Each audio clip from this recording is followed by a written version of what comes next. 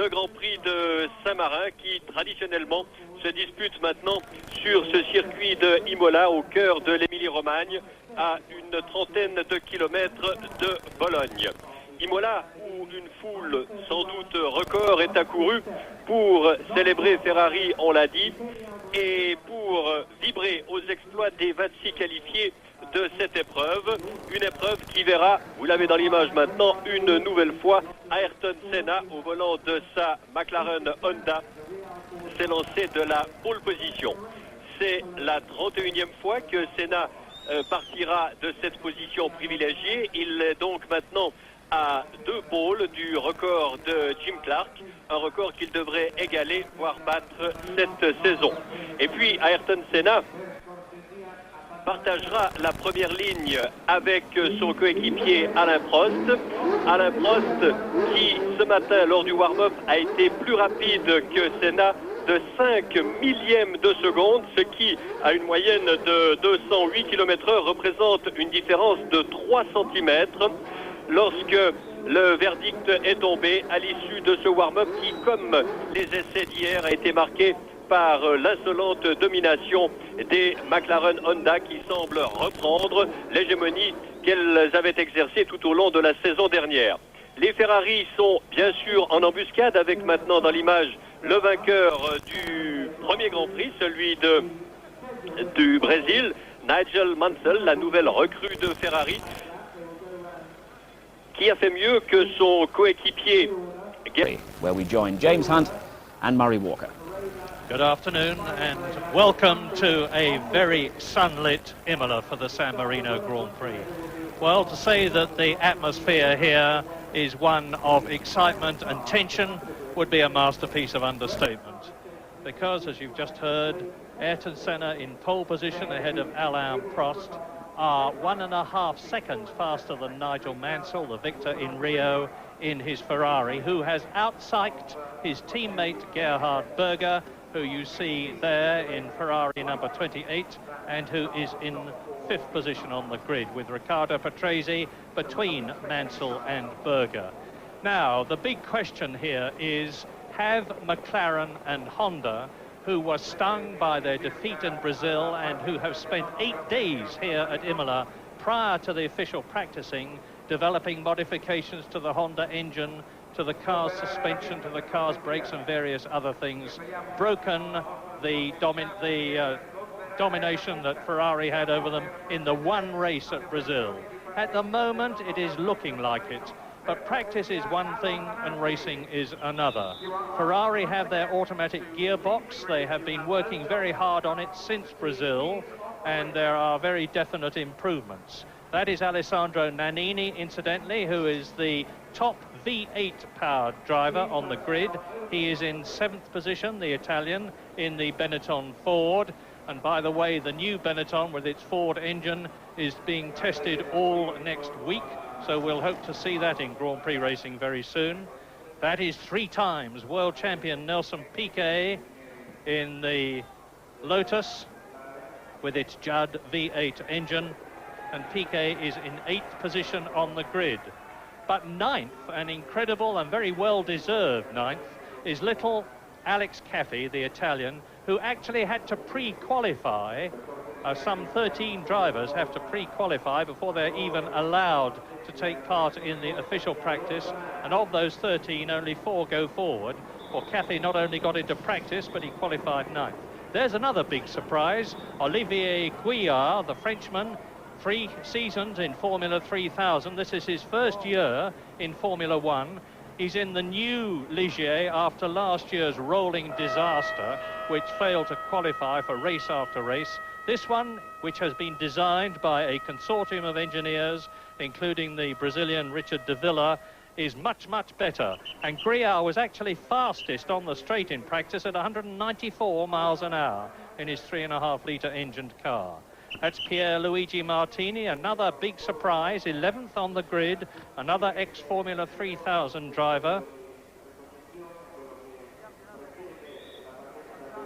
And all the umbrellas are up, and we've just seen in the case of the McLarens, aluminium foil being removed from the engine covers, the object of which was to deflect the sun's rays and help keep the fuel cool. And Ferrari, by the way, have been actually refrigerating their fuel. That's how important it is, because this race, which is over 61 laps, is going to be 191 miles long. The San Marino Grand Prix is notorious for its demands on fuel. For instance, Alain Prost won here a few years ago, only to be excluded because he had run out of fuel just over the line, and his car, when it was weighed, was 2 kilograms lower than the minimum permitted. And it's not only very tough on fuel, but it's very tough on tyres and brakes. Ferrari have been cooling their fuel to some minus 20 degrees, and that saved them, in effect given them a bonus of 5 litres. And as you look down there, you can see there are thousands and thousands and thousands of people here.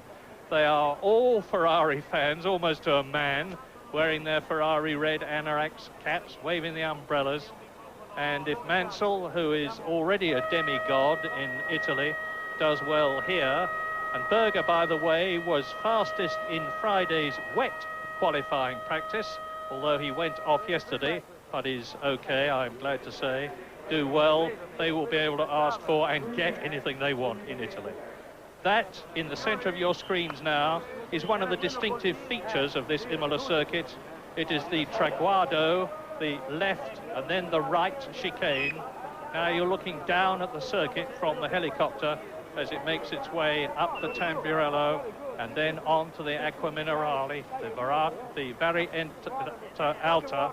A lap record here, by the way, is held by Nelson Piquet in his Williams Honda at a speed of 127.151 miles an hour. And that is the Rivazza, double left-hander, which leads into the Variante Bassa, which they go through in 5th gear.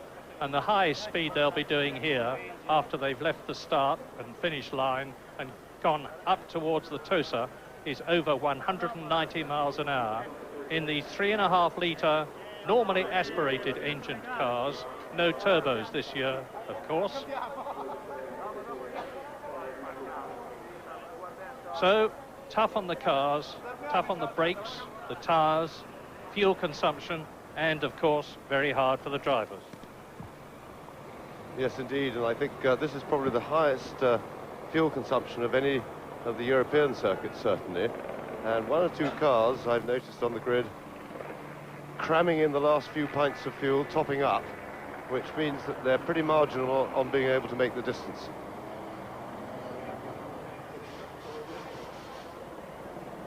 Now, as you look down on the grid, you see the 2 red and white McLarens with their Honda engines in the front row. The start is going to be absolutely vital here.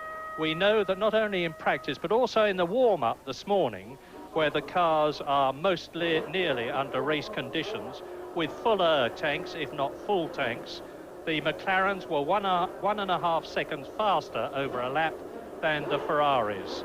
So if Senna and Prost can get a good start, and last year Prost had a terrible start, dragged when the lights changed to green and was right down in about 9th position at the end of the first lap, fought his way through to 2nd at the end of the race, but by then, of course, Ayrton Senna had made the break and was well on his way to score his first win for McLaren. That was in 1988.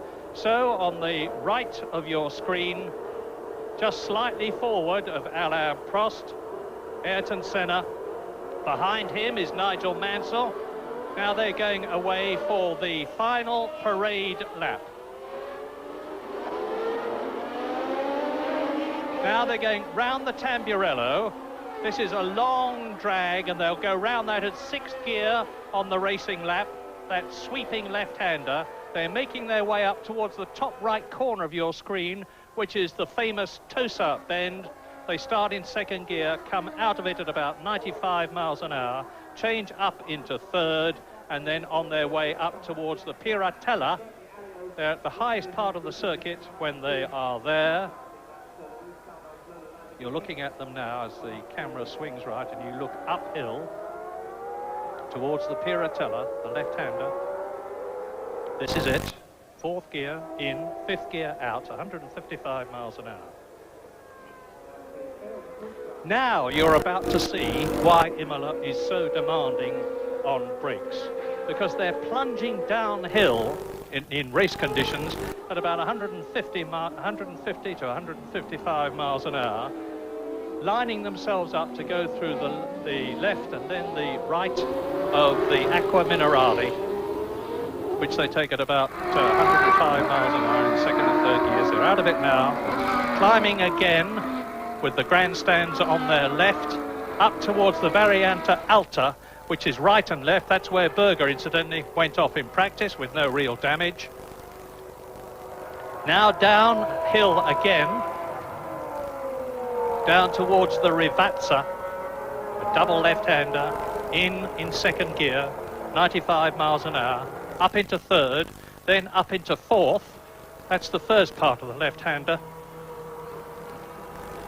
Now they come out of that at about 150 miles an hour, up into 5th gear, keeping hard on the throttle, down to the Variante Bassa, sweeping right-hander, which leads into the Traguardo, another chicane. And that itself leads into the start and finish straight, and the assembly of the grid. And once again, Ayrton Senna, with all his experience, as they go through the Traguardo. Senna's got a lot of experience now of leading the field round. This is his 31st pole position.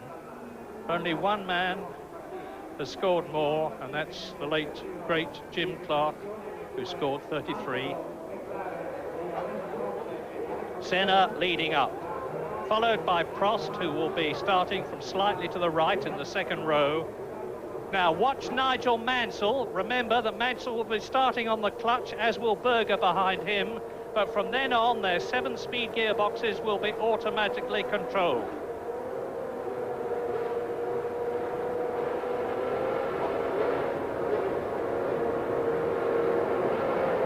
The last runners, including Nakajima in the yellow Lotus, coming round in the background.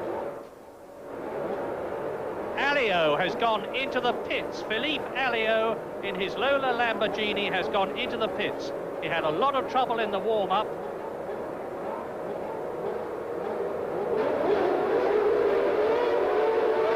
The San Marino Grand Prix is go. Senna leads, Prost 2nd, Mansell 3rd, Berger in 4th position, and Patrese. Now, already the 2 Ferraris are jostling with Patrese. Very short red light then before we got to the green, and Mansell is having a look down the inside of Prost, got a wheel on the grass there, but a clean start. Everybody cleanly away. Senna, puff of smoke there as he locked his left front wheel going into the 2nd gear left-hander. And away up the hill, and a glorious noise it is, hearing proper racing engines again after those turbos. Yeah, and you see the McLarens are already pulling away, and there is Nigel Mansell in the Ferrari 640 V12 engine. Patrese is in 4th position, Berger is in 5th place, Thierry Boutsen is 6th, and off across the grass goes Maurizio Gugelmin in his march. But Senna and Prost have really got the hammer down. What they're trying to do now is build a cushion. Yes, with that big long run down to the first corner, the power of the Honda engines was clearly adequate, but the 2 McLarens, the start that they particularly needed, and for a matter of interest, the start that we really didn't need, because their superiority in practice anyway was absolutely huge, and it looks now as if they really will be able to drive away from the others. Well, there's a long way to go. Senna leads. Prost goes through in 2nd position. Then there's a gap. It's Mansell 3rd. Patrese, Berger, Boutsen.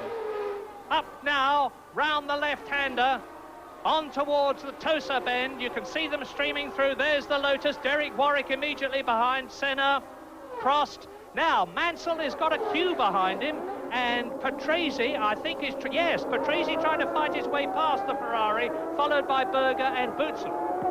Yes, and Mansell forced to defend his line then and take the inside line into the corner, which of course protects the place but doesn't help them chase McLarens, because that's a compromise to defend. Of course you have to go a little bit slower. Patrese looking for a way past, and certainly the Williams Renault looks like a very good car indeed. And this is really a case of the biter bit, because Patrese is famous for holding people up.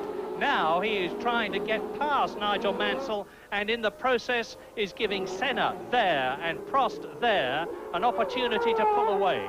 Now, a lot of people have said, as in third position Mansell, followed by Patrese, then it is Berger, then it is Boutsen. A lot of people said that Alain Prost there had lost some of his motivation last year, but he's well and truly got it back this year.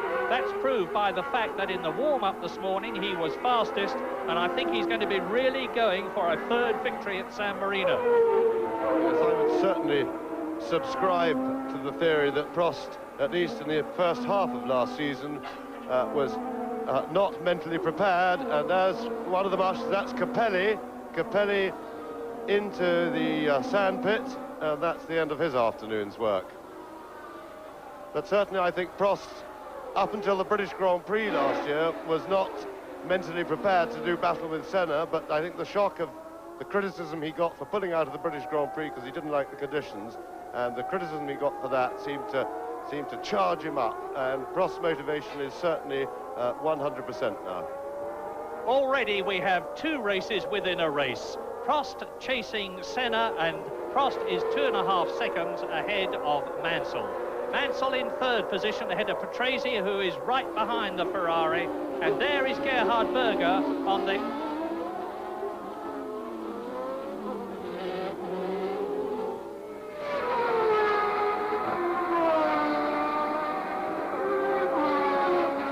Cathy is 11th, Larini is in 12th position, and Johnny Herbert is up to...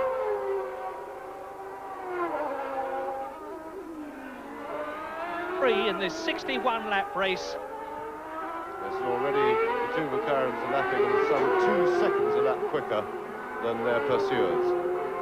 What will be interesting now is to see if Berger is quick enough on the straight once they've come across the start-finish line, the long run now that they're about to start on, whether Berger has got the straight line speed to do anything about Patrese's Williams. Certainly the Renault engine looks pretty powerful. Although Ferrari's engine probably isn't quite as powerful. Oops, and big problems. That was something broken on the car for sure. Big crash by Berger. Without any doubt, it went straight on. And, oh, heavens above. This is dreadful. This is the... There are no words that can add to this appalling picture. A car off. And thank heavens there is a fire tender on the spot immediately. The drivers at least have pure air piped through to their helmets due to a special valve, and the fire is out. There is some relief. Now they must keep those fire extinguishers going. Yes, the fire is out for the moment, but Berger must have been hurt in that, because the car is the right way up, and if he hadn't been injured, I'm sure he would have hopped out. So this is very, very, very worrying moments. This is the worst possible thing that you can have happen in a motor race. Cars have got so safe, conditions have got so safe, the organisation is so good that nowadays you don't expect them to be hurt. But bad news, the red flag is out. The San Marino Grand Prix is being stopped, has been stopped on the fourth lap. And here's a replay. You see the Ferrari going off there, onto the grass, into the wall.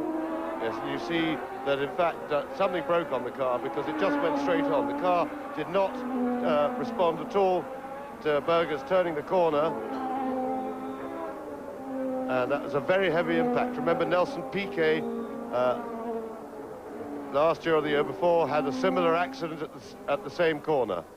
Piquet also had a failure on the car, and the car went straight on. A very heavy impact. Well, we feel that it's right not to stay at Imola. La voiture prend feu telle une bombe de napalm. Évidemment qu'avec, il y a encore à ce moment-là, après 3 tours, il y a encore pas loin de 200 litres d'essence.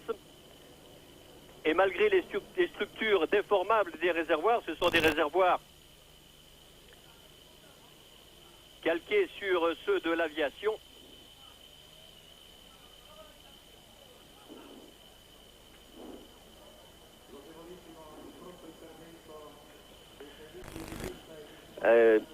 Les secours ont été extrêmement prompts, extrêmement efficaces. Reste à savoir l'état de santé de Gerhard Berger. Un choc d'une extrême violence, car il faut dire qu'à cet endroit-là, les voitures sont encore en accélération. On passe la 6e ou la 7e pour la Ferrari, à peu près au moment où il est sorti. C'est dire que l'on est à 280 km/h, je pense, puisque ici c'est Nigel Mansell, puisque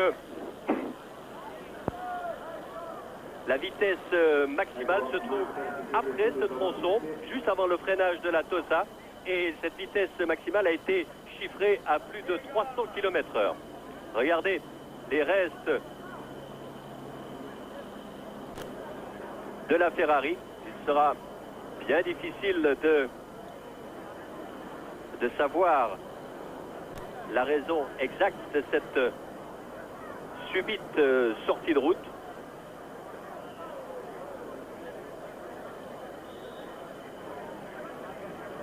La trace de l'impact. Alors la fête tourne au cauchemar.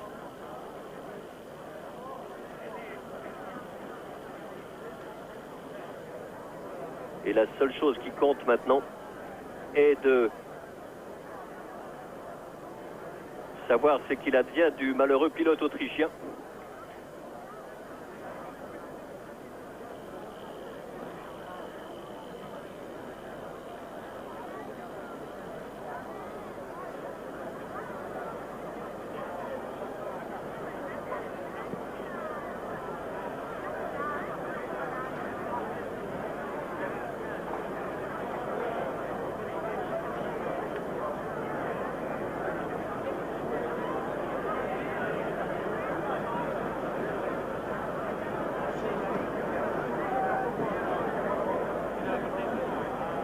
Difficile de dire, vu d'ici, s'il a été, je pense que c'est le cas, possible de le désincarcérer, de le sortir des restes totalement éparpillés de sa voiture.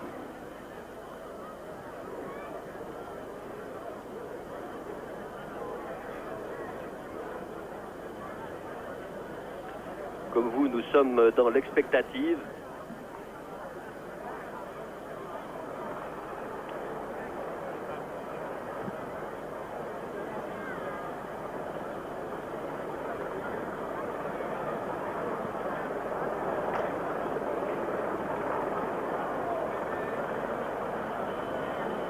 L'émotion est vive, vous le voyez.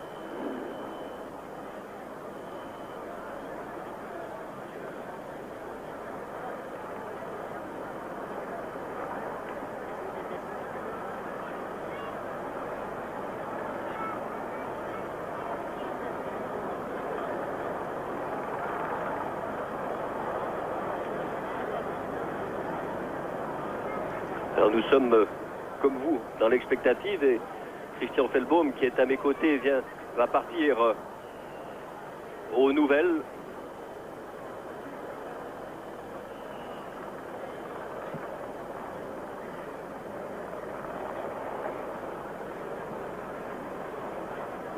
Mais peut-être Berger est-il encore prisonnier de la carcasse de sa machine.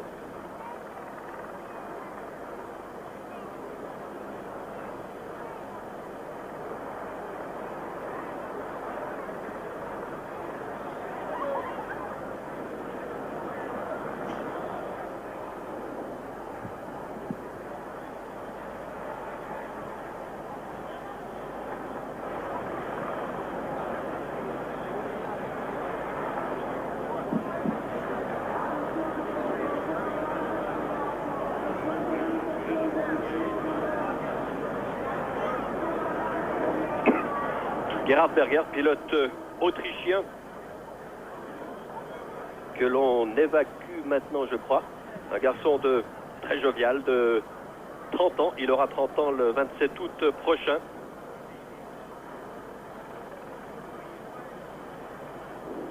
Et vous voyez que... Voilà, on l'évacue maintenant. Il a même l'air conscient, Berger.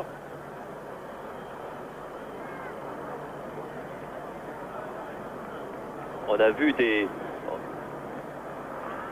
des accidents terribles de ce genre-là se solder par des blessures presque légères. On se souvient d'accidents d'Alio l'année dernière à Mexico.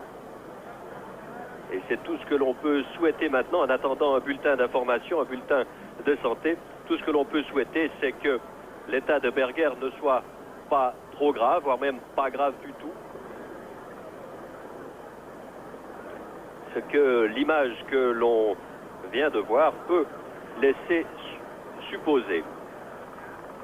Berger qui a disputé et qui disputait tout à l'heure le 70e Grand Prix de sa carrière et qui dispute sa 3e saison chez Ferrari.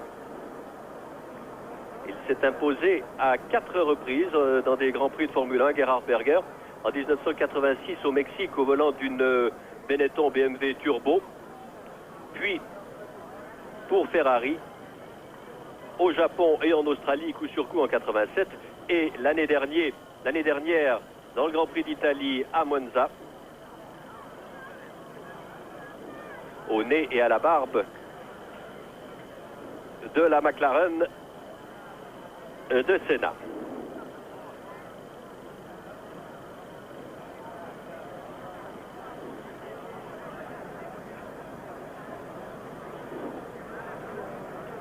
Il y a un silence extrêmement pesant.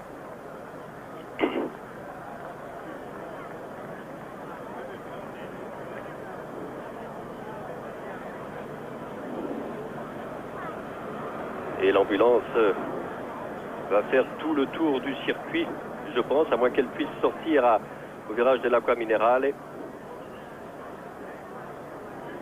Et regardez encore une fois. Non, il ne touche rien ni personne.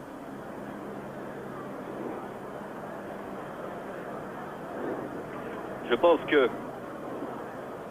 seul Gerhard Berger pourra expliquer lui-même ce qui s'est passé. Est-ce cette boîte révolutionnaire? Est-ce tout à coup une suspension qui s'affaisse?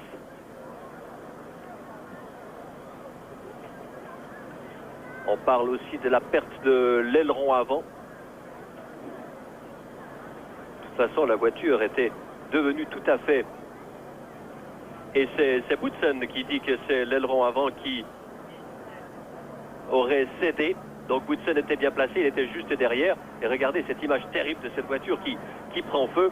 Et on ne peut que saluer l'intervention extrêmement rapide et efficace des secouristes d'Imola. Imola est réputé, et ce n'est pas à tort, on l'a prouvé, comme étant un circuit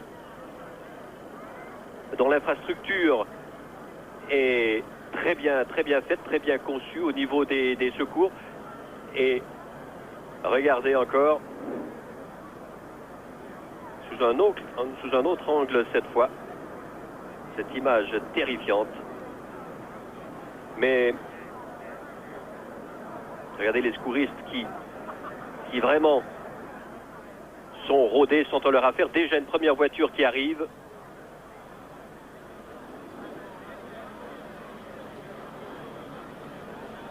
Et ce feu qui pourra être éteint dans les meilleurs délais. On l'a vu sur l'image de tout à l'heure, mais il faut rester tout de même très prudent dans les diagnostics. Il semblait que Berger ne soit pas trop atteint. Il donnait même l'impression de bouger la tête, d'être conscient.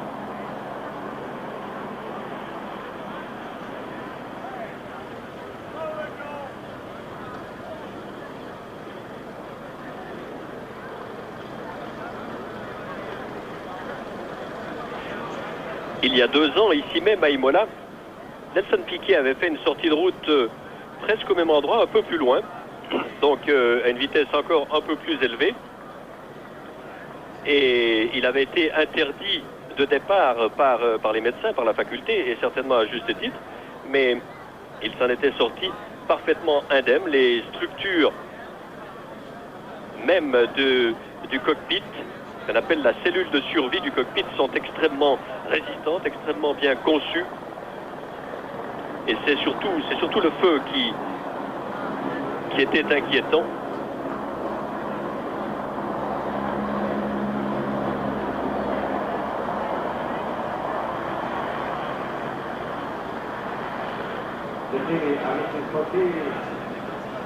Alors l'ambulance termine son tour de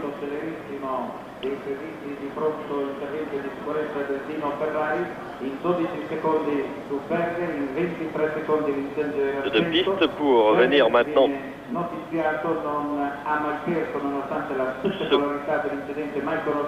s'immobiliser, je pense, auprès de l'hélicoptère. Peut-être Berger sera-t-il dans un premier temps examiné au petit centre hospitalier qui est ici. Le public applaudit peut-être, on n'a pas entendu l'annonce du speaker.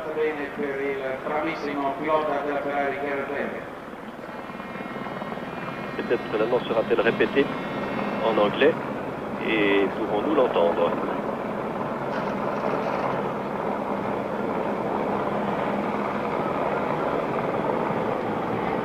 Oui, alors on nous confirme que c'est bien à la suite de la perte de l'aileron avant que la Ferrari de Berger a perdu toute son adhérence. C'est le témoignage de Thierry Boutsen qui nous est communiqué par nos amis de la télévision belge. Témoignage de Thierry Boutsen qui a assisté, qui a vu de très près et qui a pu donner ses explications.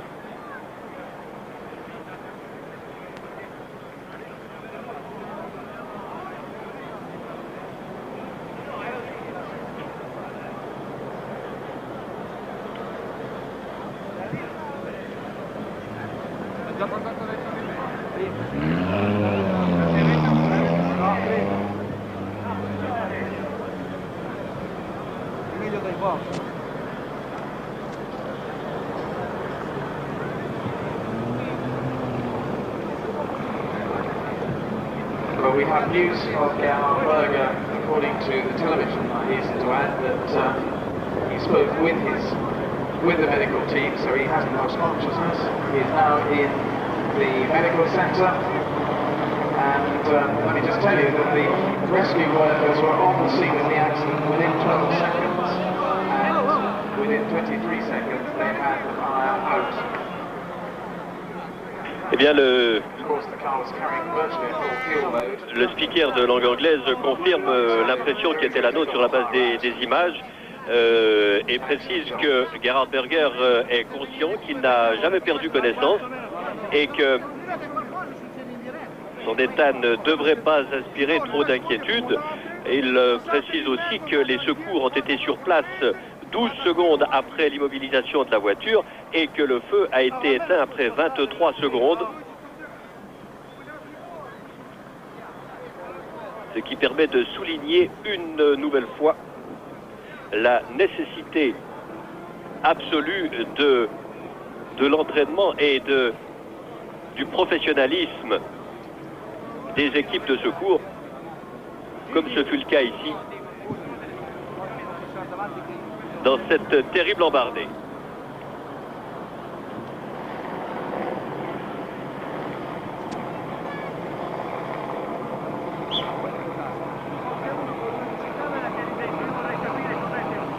Et tandis que Gerhard Berger reçoit les soins nécessaires, je pense que la piste est en train d'être dégagée, la course reprendra. Et je présume, c'est un cas de règlement maintenant, je présume que c'est l'intégralité de la course qui devrait reprendre.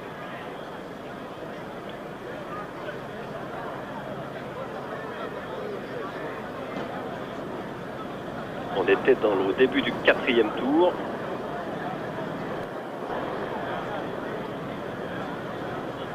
Peut-être que la course partira avec les positions qui étaient celles au moment de l'arrêt. On attendra les informations à ce sujet. Abbiamo preso adesso dal direttore del Dino Ferrari, l'ingegnere Roberto Dosetto, che Berger parla tranquillamente, non ci sono ustioni, non sembra ci siano lesioni, anzi Berger si preoccupa con i medici che gli tolgano velocemente la tuta in presa di benzina. Insomma, sembra che la situazione di Gerhard Berger, il pilota della Ferrari, sia del tutto ottimale. Eh bien, c'est incroyable. Et cette nouvelle nous réjouit, le public l'applaudit. Le speaker a précisé que Berger parle tout à fait calmement, tout à fait normalement. Il semble ne souffrir d'aucune blessure particulière.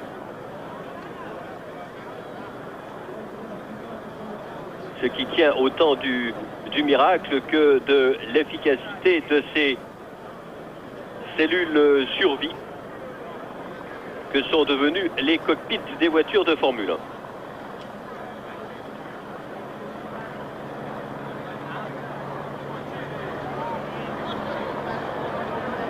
Mais parce que lorsque l'on voit les restes de la voiture,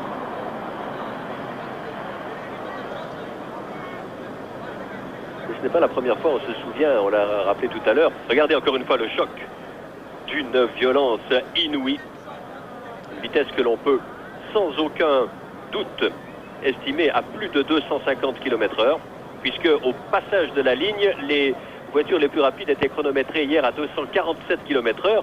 On passe encore un rapport supérieur après.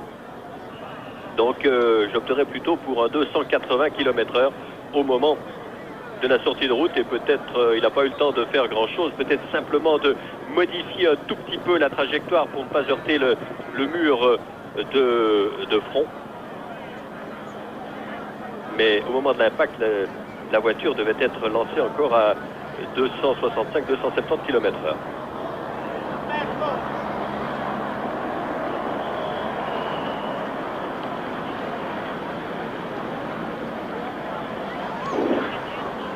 Alors les voitures, elles, pendant ce temps, se sont immobilisées à nouveau sur la grille de départ.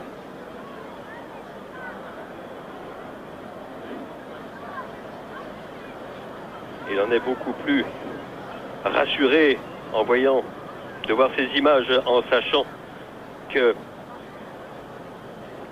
le pilote est pratiquement indemne.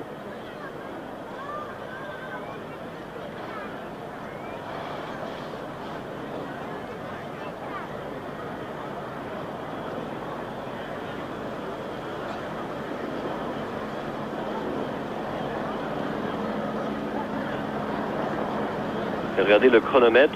Oui, après 12 secondes, les 14 secondes 98, on est précis. Le premier extincteur est en action.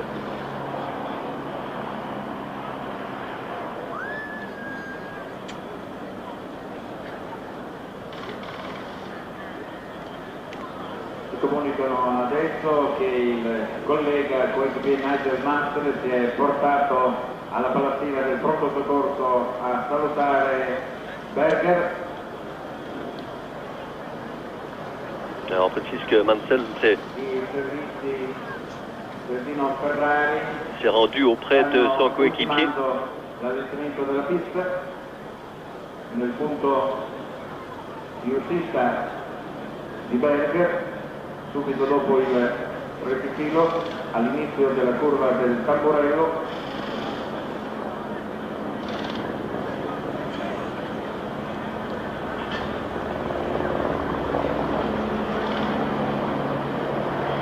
Et le voilà, Nigel Mansell avec Cesare Fiorio, le nouveau directeur sportif de la Ferrari, lui qui a remplacé Marco Piccinini. Eh bien, des débuts victorieux à Rio. Maintenant, c'est une expérience plus douloureuse ici à Imola. Reste à savoir si la Ferrari restante prendra le deuxième départ. Il faudra avant cela que l'on soit sûr de la raison de la sortie de route, qui semble semble évident d'après les dires de Thierry Woodson, mais il faut peut-être aussi essayer de savoir pourquoi cet aileron a tout à coup lâché, s'est tout à coup affaissé, et c'est sans doute la question que se posent Nigel Mansell et Cesare Fiorio avant d'aligner la Ferrari numéro 27 au deuxième départ. Vi ricordo che la corsa è stata interrotta all'inizio del quarto giro, a metà del quarto giro, quando Senna era al comando con 2 secondi e 770 su Prost, Mansell a 7 secondi e 506. Alors le classement au moment de l'interruption était conforme, en tout cas, oui, était conforme tout à fait à la grille de départ, avec Senna qui était en tête devant Prost, puis Mansell, Patrese, Berger, Woodson, Nannini, Piquet.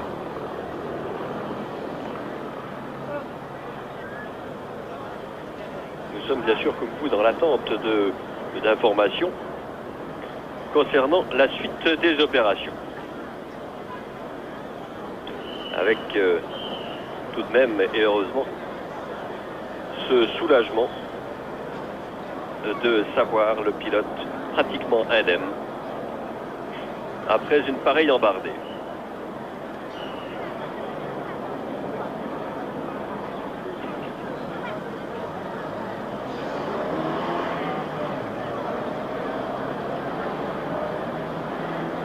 We will restart at 20 past 3 according to race direction. Restart. Alors nouveau départ à 15h20, c'est-à-dire dans une petite vingtaine de minutes. 20 minuti dopo le 15, viene ora comunicato dalla direzione, quindi 20 alle 3, 20 alle 15:20 verrà redata la partenza, mentre adesso vediamo le immagini della Ferrari di Gerhard Berger. A gettarsi queste immagini, comunque la macchina ha tenuto molto bene, i sistemi di protezione con un urso simile. Et ici devant le stand de Ferrari, Il pilota della Ferrari on attend. è potuto uscirne Je ne sais pas où Mansell a immobilisé incolume. sa voiture, difficile, je ne le vois pas. Là, si, elle est sur la grille. Notizie che via via che passa il tempo si fanno sempre più confortanti.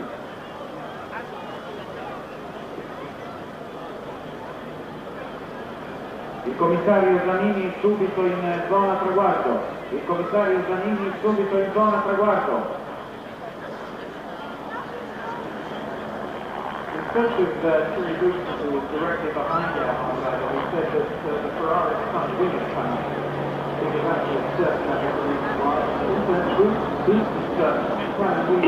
Il a aussi fallu beaucoup de chance pour que les débris de la voiture, ces débris qui étaient projetés de toutes parts, n'atteignent pas tout le peloton qui était derrière Berger et qui, ici la voiture de Mansell, et qui passait à proximité immédiate. On a vu des roues s'élever très haut dans les airs. Beaucoup de chance pour tout le monde, pour Berger en particulier dans cette aventure, qui est là pour rappeler que c'est un sport qui présente des risques certains, mais des risques que l'on peut calculer et surtout maîtriser.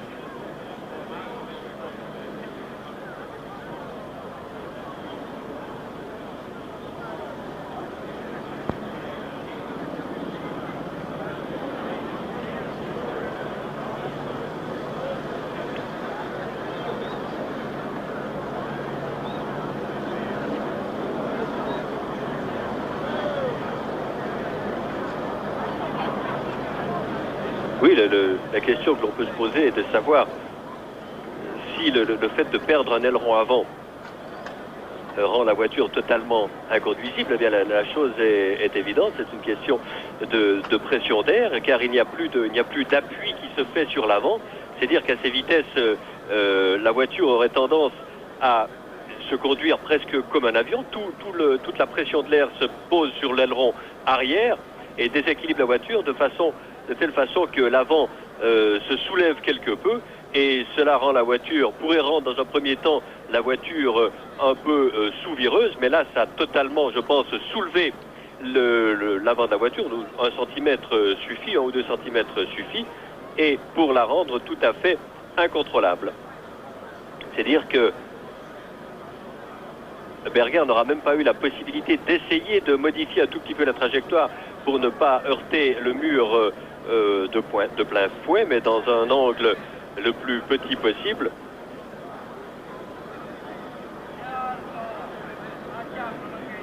Et ici, la McLaren Honda de Ayrton Senna, puis celle d'Alain Prost. Alain Prost qui est assis là, avec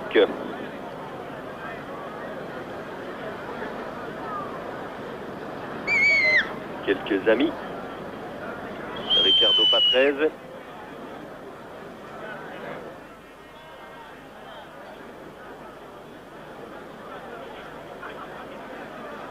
La Ferrari de Mansell.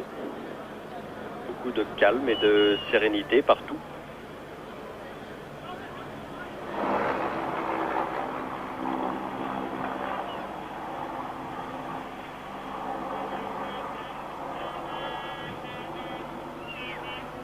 La Benetton de Nannini.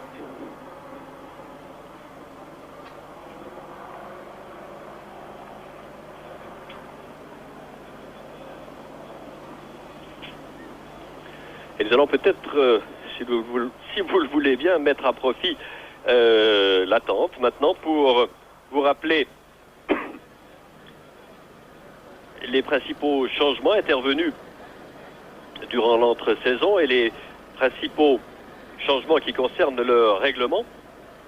Tout d'abord, en ce qui concerne les nouvelles équipes, on a enregistré cette année le retour de l'équipe Brabham, avec un moteur Judd et des pneus Pirelli, le retour du manufacturier italien également à la compétition, avec les pilotes Brundle et Modena pour l'équipe Brabham. Ici, c'est Andrea De Cesaris que vous voyez. Cette équipe Brabham qui est gérée par un groupe, par un financier suisse. Et puis il y a également l'équipe Onyx Ford qui, elle, n'a pas encore passé le cap des préqualifications. Elle est confiée, les voitures seront confiées à Johansson et Gachot. Et puis parmi les nouveaux pilotes, il faut mentionner les noms de Johnny Herbert, ce jeune pilote anglais qui a surpris tout le monde en obtenant le 4e rang le mois dernier à Rio au volant de la Benetton Ford.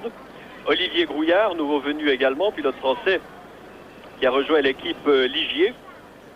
Gregor Wojtek, le Suisse, qui lui est le seul pilote de l'équipe Eurobrun qui, juste avant le début de la saison, a changé le moteur Judd contre le moteur Ford contre le moteur Judd.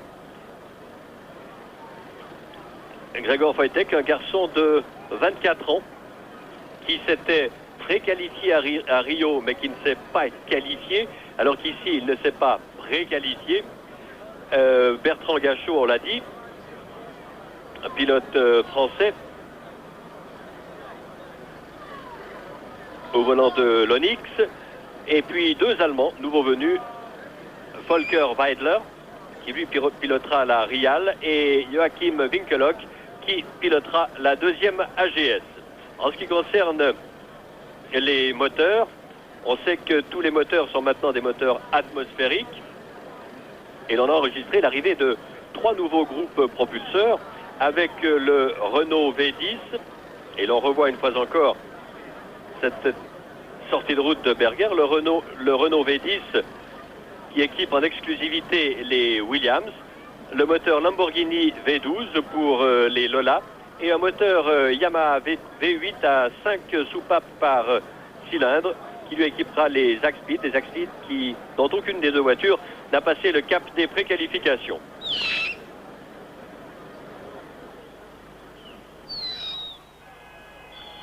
Vous voyez ces roues qui se baladent sur la piste et tous ces débris. C'est ici, en plein Tamburello, dans cette grande courbe à gauche, qui est intervenu, qui est survenu plutôt cet accident, cette embardée. Et c'est à la hauteur de la courbe Villeneuve que les vitesses de pointe sont atteintes. Deux impacts, oui, pour la Ferrari qui a tout de même rebondi quelque peu.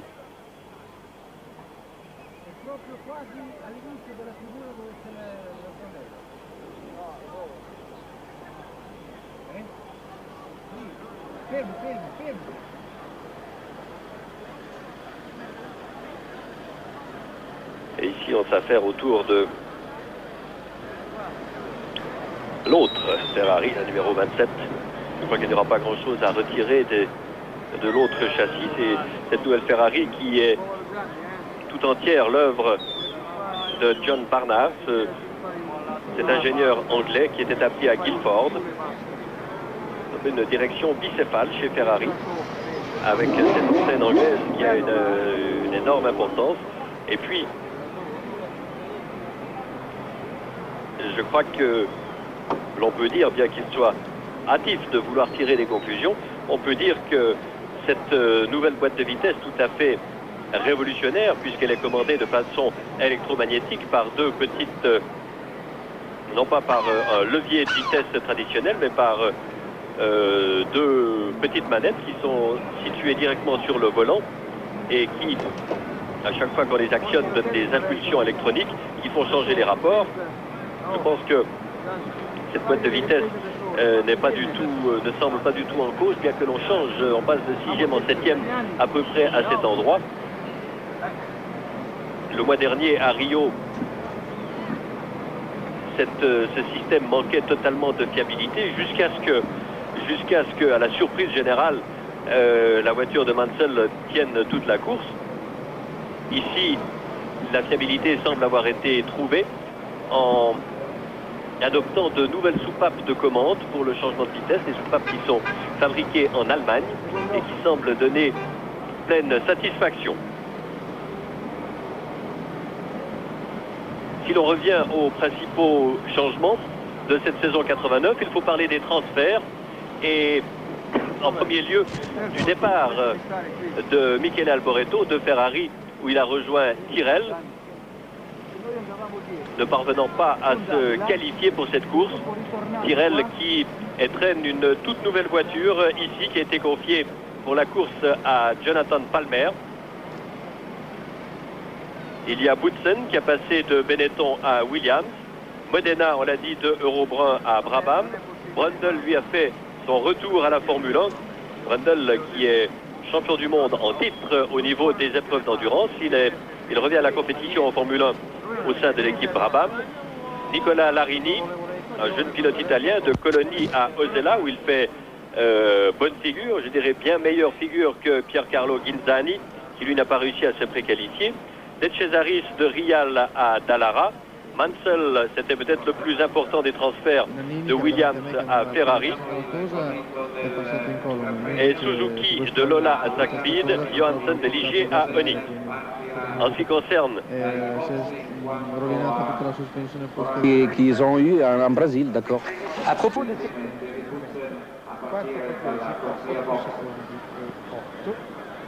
Alors le soutien officiel annonce que si bien Boutsen que Capi, je crois, partiront de la ligne des stands.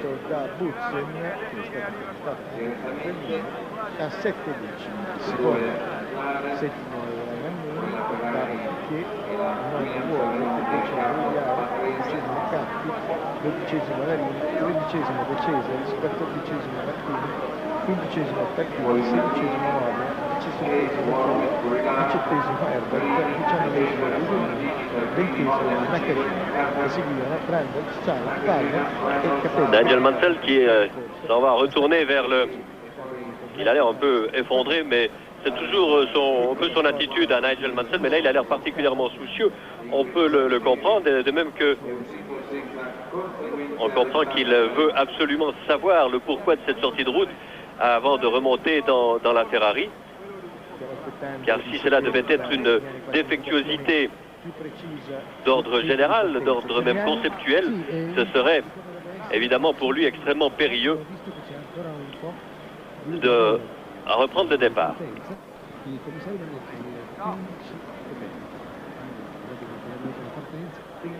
Abbiamo visto anche Allio, c'è un po' di confusione per quanto riguarda la partenza dai box, perché a questo punto c'è Allio, c'è l'abbiamo visto prima, abbiamo sentito Buzze, quindi c'è un po' di traffico alla partenza. Guarda un po' qual è esattamente adesso. Et ici, alors on voit une image enregistrée à bord de la voiture de Warwick qui est arrivé, vous voyez les drapeaux, voilà la vue du pilote juste au moment de l'impact, la vue de Warwick qui arrivait juste derrière. Et dans 5 minutes on va repartir, mais c'est très impressionnant. Regardez pour Warwick qui voit cette roue folle et qui voit le feu qui s'allume sur la droite. Une image extrêmement saisissante, ce qui doit se passer à ce moment-là dans la tête des pilotes. Il ne s'agit en tout cas pas de perdre la concentration.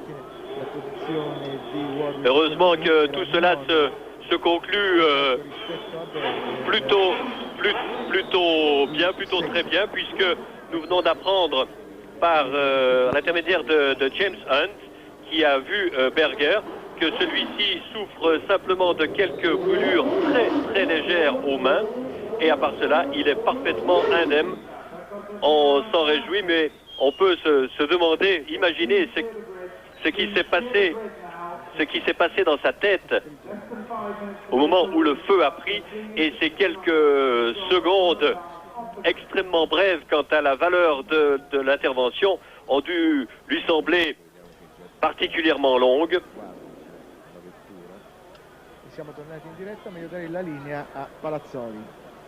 Devo fare una domanda a Clay. Clay, deve essere terribile essere in macchina, sterzare da fuori. Et tout le monde est déjà installé dans la voiture, sauf Mansell. È un momento che sei completamente indifeso, sono incidenti più difficili, più pericolosi, è un guasto tecnico. Il pilota si trova nell'impossibilità di effettuare qualsiasi correzione, poi a questa velocità altissima che ti trovi il muro. Alors on voit que l'on pousse également la voiture d'Olivier Grouillard, et si Boutsen et Caffi vont partir de la ligne des stands, c'est pour la raison suivante: leurs voitures ont tout de même été touchées par des éléments, des débris de la Ferrari, et c'est au volant de leur mulet, de leur voiture de réserve qu'ils vont prendre le départ, et le règlement prévoit en ce cas qu'ils doivent partir de la ligne des stands après tout le monde. Alors on part sur la valeur des positions acquises au moment de l'interruption, soit après 3 tours, et ce sera une addition de temps à laquelle il faudra procéder. Les ordinateurs le feront très bien. Et ici, vous voyez le président Balestre, Jean-Marie Balestre, souvent décrié, souvent critiqué, pas toujours à tort, mais là je crois qu'il faut tout de même lui rendre cette justice, que c'est grâce à sa persévérance, à son autorité et à sa volonté que les voitures de Formule 1 sont aussi résistantes, et il y a quelques pilotes qui, je ne veux pas dire lui doivent la vie à ce niveau-là, mais sans doute que des garçons comme Philippe Alliot, après son embardée terrible du Mexique de l'an dernier, de Derek Warwick, une embardée terrible aussi au Canada, et aujourd'hui Gerhard Berger,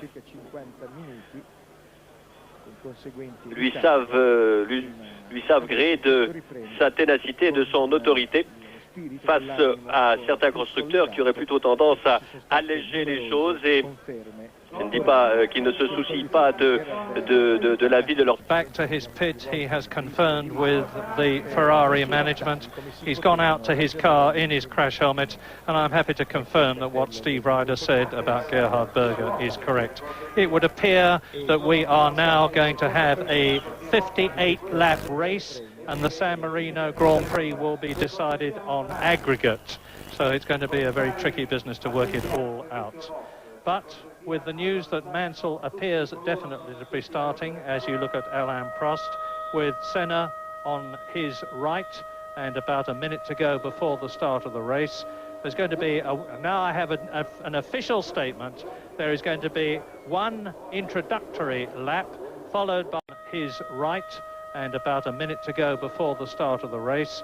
There's going to be, now I have an official statement, there is going to be one introductory lap, followed by a warm-up lap, and then a 55-lap race. Yes, they're clearing the grid now, and I must say the decision for Nigel Mansell to start in the other Ferrari is one with which I wholeheartedly disagree. And rather strangely, I spoke to Nigel about 5 minutes ago, and he said that he also didn't want to drive. He was just disappearing in to discuss what they were going to do with the Ferrari people, and I thought that I got the impression for him that even if they wanted to race, he was not going to drive, because that was certainly as yet an unexplained failure on the car. And I think first of all, Nigel won't be in the mood to race. He won't have the confidence in the car, and I really think that in the interest of safety, he should not be driving. Well, away they go on this introductory lap, and it is a pretty saddened atmosphere at the present moment, alleviated by the fact that at least we know that Gerhard Berger is alive and has no broken bones. So Ayrton Senna gently leading round, followed by Alain Prost, with Nigel Mansell, the sole Ferrari, in the race now, followed by Riccardo Patrese's Williams-Renault, and this is Derek Warwick's car, the Arrows Ford. And by the way, Derek was about 5 seconds behind the accident to Gerhard Berger, and we have seen pictures of what Derek Warwick saw, or what his camera saw, and you saw the rear wheel of Gerhard Berger's car bounce across the road and be narrowly missed by Derek Warwick's Arrows.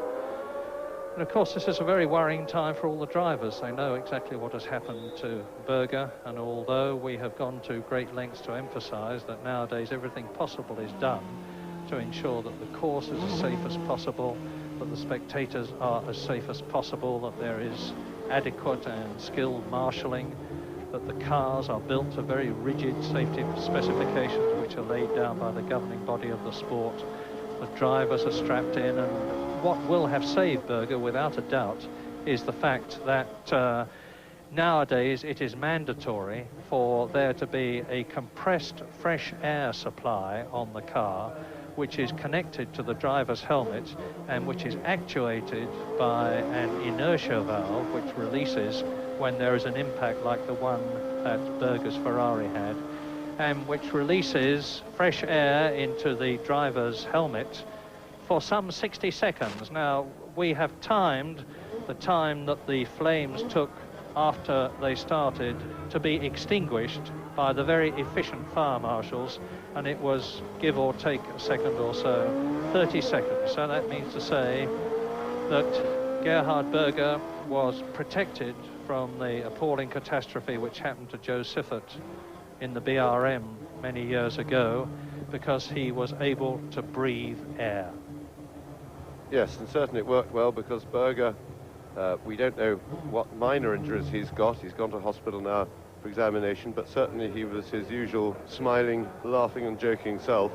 Apparently when he was taken to the medical centre at the track, he was talking to people and generally apparently quite well. So that is tremendous news. But it certainly is a very subdued atmosphere here now at Imola. As they come round, they're going to form up on the grid, and as we understand it, they're then going to do another parade lap in the normal way.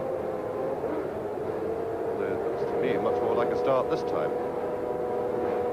Well, very quickly, and we'll keep an eye on it, for those of you who've got pencil and paper handy, because this is going to be a 55-lap race, but the result being decided on an aggregate, and this is indeed a start. So, watch for the lights. For the second time, go. And Prost leads away. Senna second. Patrese up to third. Mansell momentarily back now into fifth position, because the Benetton has gone forward and Derek Warwick is well up. And that is very significant for the in-house McLaren race, that Prost made a fabulous start, but Senna is attacking, and he's got the inside line for the corner. And Senna outbreaks Prost. But the end of the drag away from the start. And so the two McLarens are back in line astern in the same order that they were, with some 3-second advantage to Senna from the first race. Clean start. Senna, Prost, Patrese, Nannini up into 4th place. There is Nigel Mansell in the Ferrari 5th. Nelson Piquet up into 6th position, and before he was down in 8th position. And they stream away now, coming up to the Variante Alta, which is about 2/3 of the way round the first lap. Already it is a two races in one. The two McLarens in front, Ayrton Senna ahead of Alain Prost in 2nd place. Then Riccardo Patrese in the Renault V10 powered Williams, Nannini, Mansell, Piquet, Derek Warwick. That is De Cesaris in the Dallara.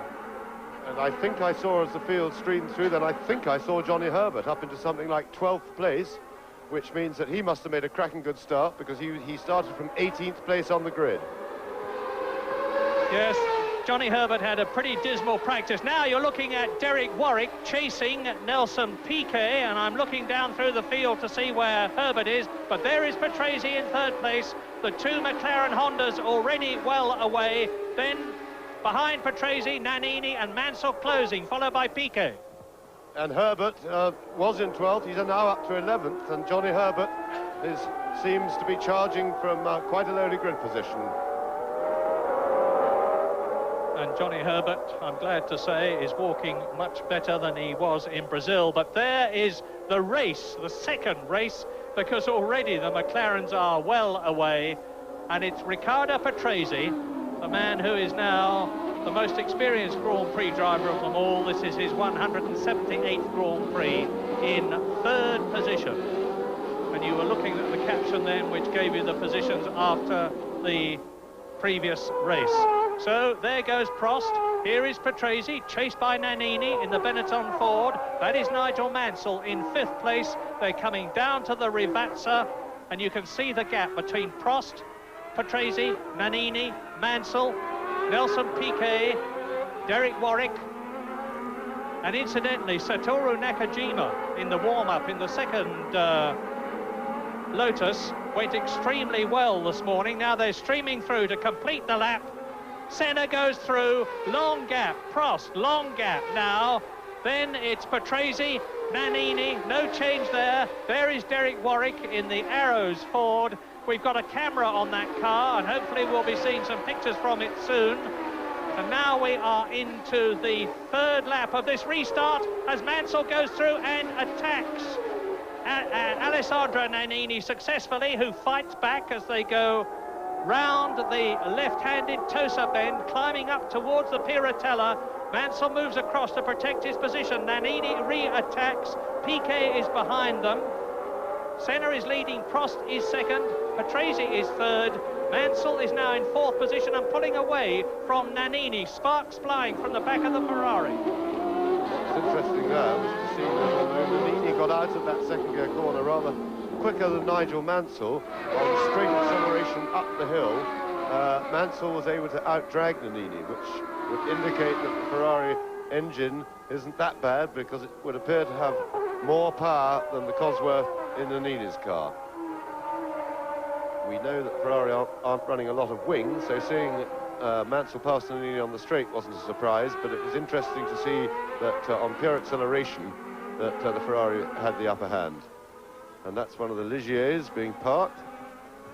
Now, I'm delighted to tell you that thanks to an extremely efficient computer, I'm going to be able to give you, as this race goes forward, the actual aggregate situation.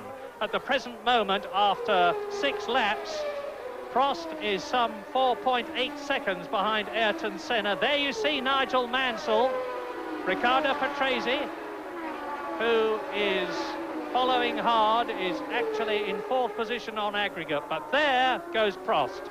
There is Riccardo Patrese. Here is Nigel Mansell. And Mansell, shrugging off whatever feelings he may have about Berger's crash, is grimly setting about this race. He has caught and passed Nannini, and now he's closing on Patrese. That is one of the Minardis in the pit. There is Alessandro Nannini, who had such a fight with Nelson Piquet last year. Piquet in the Lotus Honda last year, the Lotus Judd this year, and the V12 Ferrari is going well. There is Patrese, and Mansell is catching him visibly. Yes, well, Mansell, as we all know, is through and through a racer, and it's quite clear, just from looking at him, that he's forgotten all about what's gone before, and that's normal when the green light goes on, everything else becomes irrelevant. And I just keep my fingers crossed and hope and pray that everything will be all right for Nigel, because I still don't agree that he should be with the decision to run him in the race. Meanwhile, Johnny Herbert is charging. He's up into something like 10th place on the road, and at the moment, on the combined aggregate score, he's in 14th place. Now, you're going to have to bear with us. It's going to be very confusing for you and for us as we try and tell you what is happening here in this race and on the aggregate. But the important thing in this race is that with Senna leading it, with Prost fighting back because he's definitely gained ground on the Brazilian, Riccardo Patrese is in 3rd position, but he's not going to be for very much longer because Mansell is catching him. Nannini is in 5th position. There's Piquet 6th. Derek Warwick is in 7th place, and that is Larini in 8th position, with De Cesaris 9th and Eddie Cheever in the second arrows in 10th position, and Johnny Herbert there in the yellow and blue Benetton is in 11th place on the road here. Terrific drive already by this brilliant little Englishman who finished 4th in his first Grand Prix in Brazil. And of course he's got the 1988 Benetton, which is reliable, last year's Ford DFR engine, which is strong, and so is Mansell's semi-automatic gearbox Ferrari. See the way he is catching Patrese. Yes, indeed, and Mansell, of course, is already in 3rd place on the combined score, but he'll want to get 3rd on the road, and that looks like trouble from Derek Warwick's car. A nasty puff of smoke out of the back of Warwick's car, and I'm afraid that in my book that means only one thing, that his days are numbered, and that the car is blowing oil out, and it's only a matter of time before Derek Warwick's race is run. He's certainly going very well indeed, and that'll be a great shame. And meanwhile, Herbert is absolutely flying in this race. He's got it together because he had a very troubled practice and only qualified something like 22nd or 23rd on the grid as Mansell presses Patrese. And he'll find Patrese a bit more of a handful to pass, I fancy, than he did Nannini. Start off with the Renault engine has a little bit more power. And Patrese is a notoriously wide person when it comes to overtaking. Those numbers that you saw along the bottom of the grid were the race numbers in their race positions, and you saw that Riccardo Patrese there was behind Nigel Mansell. The reason being that's the aggregate situation. He's just ahead of him now as they go down towards the Rivazza again. And I think that by the time they come out of the Traguardo, which leads into the fastest part of the course, the left-handed Tamburello, and the climb up to Tosa, Nigel Mansell, who seems to have more power with the V12 Ferrari engine than Patrese has with the V10 Renault engine, will be in a passing position. He needs to be right up close behind the Renault to benefit from its slipstream and come out. He's not close enough yet, but he's getting there. Yes, it'll be interesting to see just how these two cars compare on the straight. One has to guess, but one would hazard the educated guess that the Williams is running a fair bit more wing and a bit more downforce than the Ferrari, and therefore theoretically will be less aerodynamically efficient in a straight line. Mansell certainly pressing him under acceleration up the hill, but he will need to get very, very close to him over the start-finish line to get the benefit of the tow down the long straight, the long run down to turn 1. And it's not going to be very much longer before that happens. But on aggregate now, and I emphasise that this is on aggregate, Senna is leading Prost by 4.7 seconds. Mansell is just ahead of Patrese on aggregate, although you can see that he's just behind him in this second restarted race, which is going to be over 55 laps. Down to the left-handed Ravazza again. Yes, and this is where it's important for Mansell to get close to Patrese, so and out of the right-hander now, through the left and then out of the right-hander. He needs to be within about 4 or 5 car lengths, which he just about is.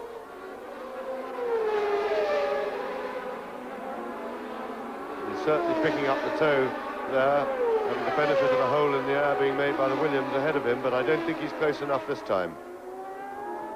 It's hardly surprising that our Italian producer is favouring Mansell, not only because he's in an Italian Ferrari and won in Brazil, but because Senna and Prost are out on their own in front.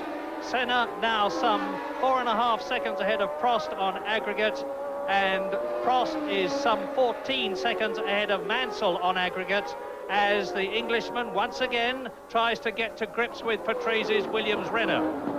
Yes, and of course, remember, the Italian producer, of course, Patrese is an Italian driver, as well as Nigel being in an Italian car, so this is the battle for them. And Prost, incidentally, has just put up a new fastest lap, and he's closed the gap by 0.3 of a second on Senna. It's down around 4.5 seconds now. And an astounding fact is that Johnny Herbert, one of the heroes of Brazil in his first Grand Prix drive, who started 23rd on the grid here at Imola, is 10th on the road. And there you see in the pits the Minardi of the Italian driver Pier Luigi Martini, and Patrese, who drove a sterling race to lead for some 16 laps in Brazil before he finally lost the lead and then temporarily regained it, is doing well here, because notwithstanding what I have been saying, he is holding off Nigel Mansell. Yes, and looking at them, I would say that the Renault V10 has more power than the Ferrari engine, because Patrese is able to run ahead of Mansell on the road without losing any ground, despite the fact that the Ferrari's got the hole in the air to go through. And there is the other Williams of Boutsen, and that's it's Johnny Herbert. Johnny Herbert in the Benetton Ford is right up with Thierry Boutsen, and that is an incredible achievement. The Englishman is scything his way through the field. This is only his second Grand Prix. He's come up from 23rd on the grid. And that was another testimony to the power of the Renault engine, because Boutsen, having been passed by Herbert round the back of the circuit, was able to simply outpower him down the long straight. And considering that Williams are bound to be running a lot of wing, because that is the way they normally set their cars up, I would have said that the Renault engine is certainly doing its bit, and certainly superior to the Ferrari V12. A flash from the hospital is that Gerhard Berger has been flown to the Hospital Maiori in Bologna. It's the best hospital in the area. We know that he's got some burns on his face and arms, and also on his back. As far as we know, it is nothing worse than that. And now you look at Johnny Herbert in 10th position, catching Thierry Boutsen in the second Williams Renault. Race leader, there he is, Ayrton Senna. Now, how far behind Senna is Alain Prost? You can see there is the answer, and Prost, in his usual smooth and unruffled way, is inexorably gaining. The gap now is just over 1 second. Yes, over the last 3 laps, Prost has been the quickest car on the circuit, and he's caught pretty much right up with Senna. There you see the fastest lap of the race so far, credited to Alain Prost. And although, in fact, they're only a second or so apart on the road, of course, Senna had some 3.5 seconds from the first part of the race. So Prost has not only got to pass him, he's got to then pull some 4 seconds at least in order to get ahead on the road. But Prost looking to be doing his usual tactic, taking it gently away and then just building up the pressure.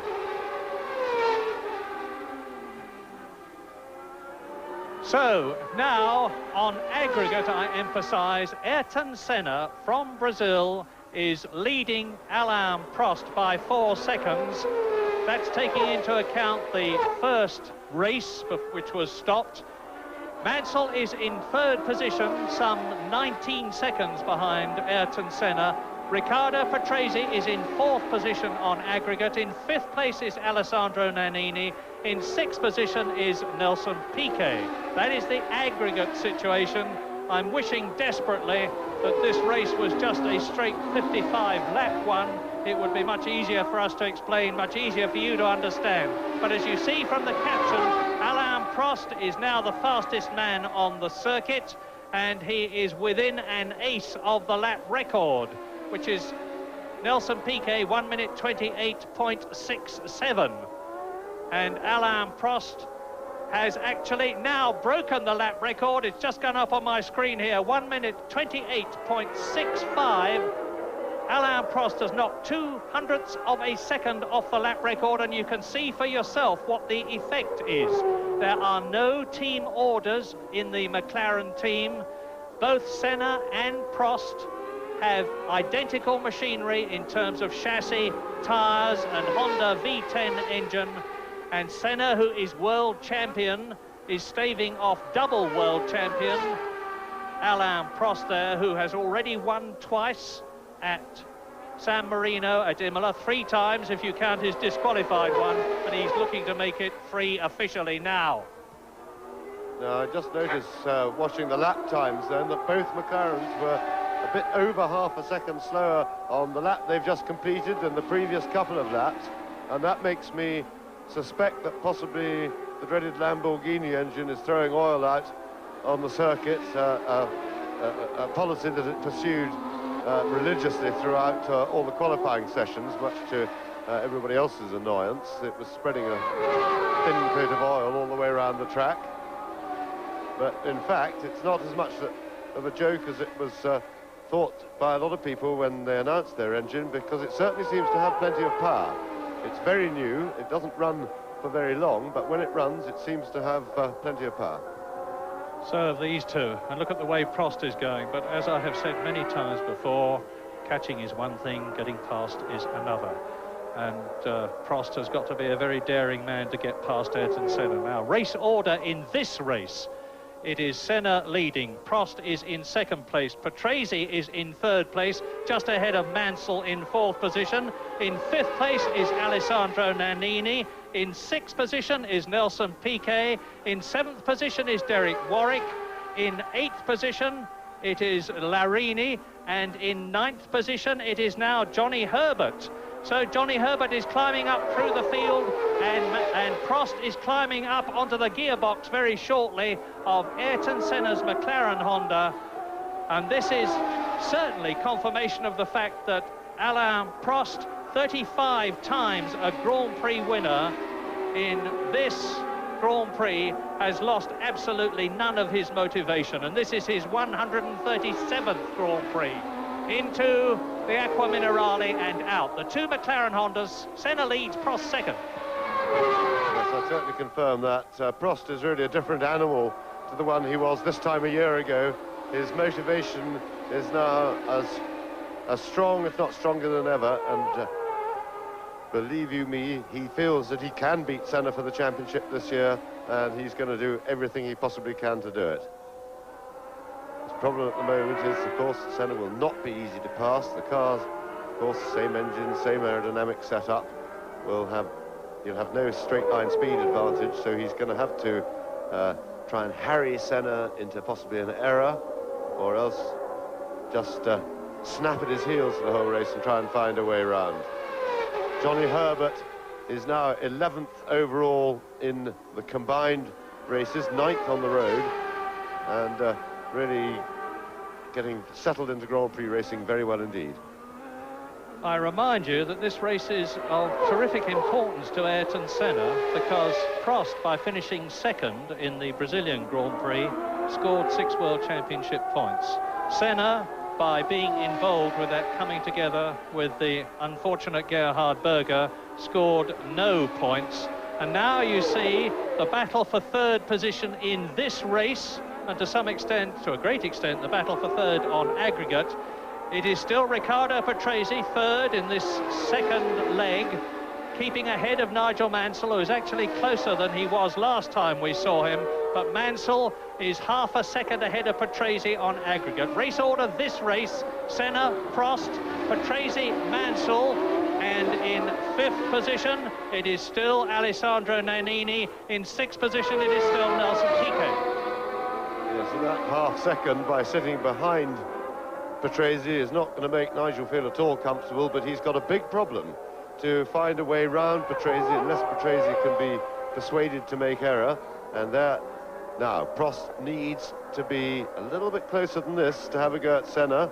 It's as close as he's been, but he really needs to be within 2 or 3 car lengths, not the 7 or 8 that he's back now, to be able to attack him at the end of the straight.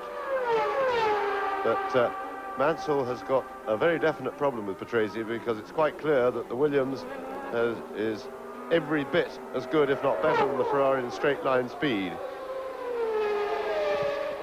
Well, now the excitement is really starting, because Prost is almost in a passing position to take Ayrton Senna, and the Brazilian will be well and truly aware of that. He will see the red and white McLaren of his teammate big in his mirrors. They're dropping down now towards and through the Aqua Minerale bends, third gear, accelerating away up to the right and the left, the new chicane, or the fairly new chicane at the Variante Alta. Now building up speed as they drop down again towards the bridge, underneath it at about 155 miles an hour. There, as they dip momentarily out of our sight going away, come back now to the Rivazza, and Prost is definitely going to be in a passing situation. Whether or not he's able to do it remains to be seen. We rather doubt it. James is shaking his head.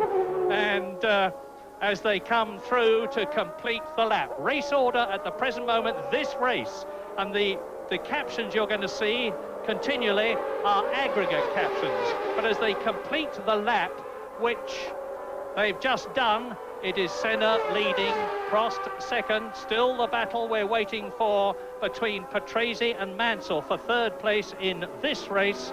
And there's a tremendous gap now between the McLarens. And it's still Patrese and Mansell as they go past. And once again, Prost is easing up. Patrese third, Mansell in fourth place.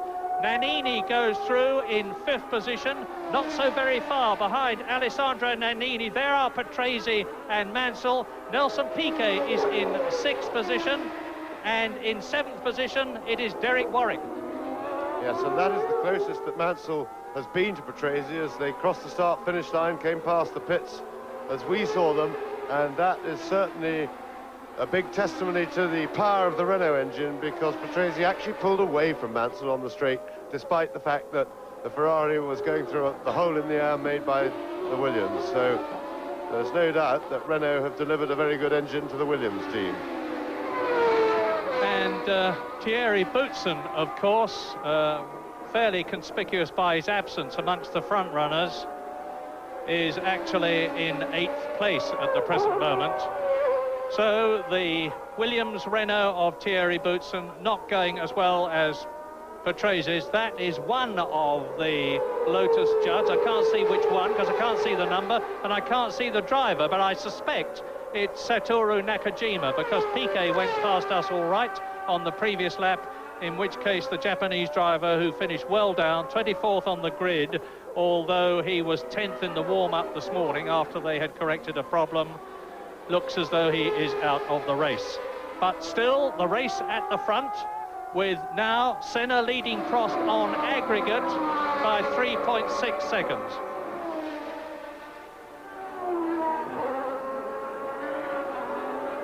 And what a solid stream of cars. This 3.5-litre racing is much more competitive, except for the McLarens in this race, than the mixture of turbocharged and normally aspirated cars was last year. That's Martin Brundle in the Brabham.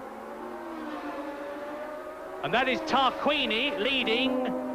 Behind Tarquini is De Cesaris. Behind De Cesaris is Modena. Behind Modena is, it looks like Grillard to me, and then Martin Brundle. And at the present moment, the positions in this second 55-lap race still remain: Senna leading, Prost in second place, Patrese third, just ahead of Nigel Mansell. In fifth position, it is still Alessandro Nannini. In sixth place, then it is Nelson Piquet. In seventh position, it is Derek Warwick. And in eighth place is Thierry Boutsen. Ninth is Johnny Herbert, who still hasn't got past Boutsen. And then it is Larini. A good little scrap going on here down the field, and Martin Brundle surely will be well pleased with this, because he's been a little bit beleaguered in the Brabham team by the fact that Stefano Modena, the exceptionally talented young Italian, has been on the whole around about half a second a lap quicker than him in every practice session, which of course is a pretty depressing fact for a driver in a team. But Martin has risen to the occasion, and as you see there, he's got one car between them, and he's actually up with his teammate, so he'll be well pleased about that. Oops! Oh my goodness, that's another one. Oh, and that's Stefano Modena, not Martin Brundle, and he looks perfectly okay because he's glanced the wall, gone backwards into the tyre barrier, and I sincerely hope there is not the... Yes, he is, out of the car, here it is. And look, this looks like another car failure. For no reason the car just suddenly developed a mind of its own. No, number 9, that's Brundle. Ah, yes, beg your pardon. So that is indeed Modena, and not a big impact. He jumped straight out of the car, but it certainly looked like, again, some sort of a failure, because the car just suddenly turned sharp right. And that was lap 18 in this 55-lap race. So, as we know, Modena has got out of the car, and I think that was him just taking his... And there is a march in the background. That is, I presume, Capelli's car from the first race. And fast and furious at the front, Prost is giving Senna no quarter, as he's right with him. The two McLaren Hondas battling for the lead, and they're in a situation now, and Johnny Herbert, incidentally, in 11th place now, is slowly closing on the 10th position man, Nicola Larini. And Patrese still keeps Nigel Mansell behind him, and it's not because Nigel is in a passing position there. He's actually got a good length ahead of him on the road. Yes, and you saw then going up the hill how the Williams Renault out-dragged the Ferrari. He actually pulled away from him on acceleration. We've seen that he can at least hold him on top speed, despite the fact of the Ferrari being perfectly positioned in the tow. So this is going to be a frustrating and difficult afternoon for Mansell. There's no doubt that he'll be able to lap quicker if he could get past Patrese, but it's a serious problem working out a way how to do that.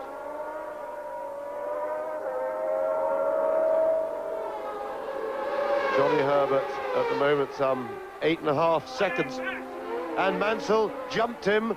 That was absolutely brilliant. Fantastic. Now, fantastic move, and Patrese appears to have stopped. Nigel Mansell is now in third position, whichever way you choose to look at this race. And there is Modena's car being hoisted off the circuit, the Brabham Judd, and there are the leaders. Now, I don't think Nigel Mansell is going to be able to do anything about this battle for the lead between Senna and Prost, with definitely Riccardo Patrese out of the race. Nigel Mansell is about half a minute behind Senna and Prost, and that is, at this stage of the race, a terrific gap. Now let's look at a replay. Patrese brakes hard, loses it, goes on the grass, and Nigel Mansell goes through. That looked like engine to me. You can see the smoke coming out of the exhaust then of Patrase's car, and it looks like a sudden and terminal engine blow-up, and he just pulled to one side and let Mansell go. I thought he jumped him, but in fact he just pulled over. And Senna a tiny bit further ahead than he has been for some 3 or 4 laps now. Prost has been really hounding him, but suddenly he's not quite close enough. So now, at this stage of the race, with 20 laps completed, it is in the lead, Ayrton Senna, just ahead of Alain Prost. Nigel Mansell up into third position.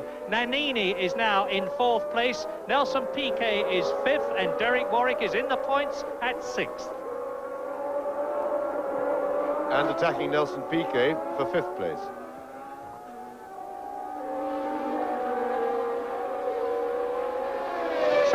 Mansell goes past our box, the engine of his Ferrari sounding crisp. That is the remaining Brabham of Martin Brundle, and he's being caught by Senna and Prost.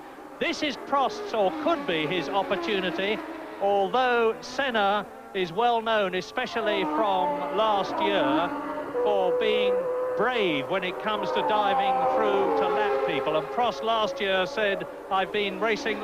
Now Mansell going suspiciously slow there. Mansell looks to me as though he is out of the race.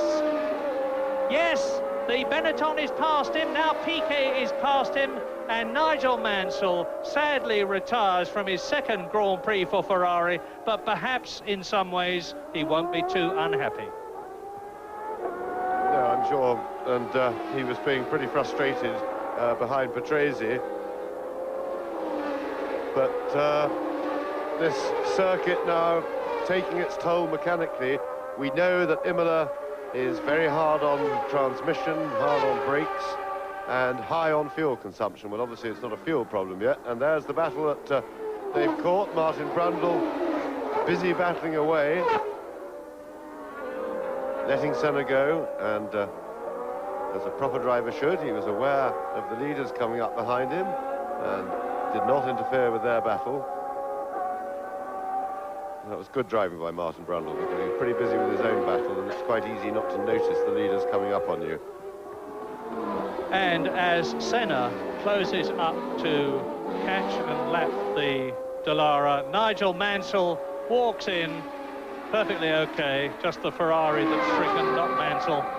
And Senna now coming up to lap. He's still got De Cesaris in front of him, and Prost has got through, and now Prost is getting a bit closer, and now Prost has got the problem that Senna had. Meantime, I can tell you that the second best British driver in this race, the best being Johnny Herbert, is Jonathan Palmer in the new 018 Tyrrell. He's up into 12th position. Warwick in the top place, then for British drivers, then Herbert, and there they go. And Prost, through good fortune, looks as if he's come upon De Cesaris as they hit the main straight, and the McLaren Honda should be able to outdrag him, as he is doing. Well, that, luckily for Prost, gets rid of the De Cesaris problem at quite a convenient moment.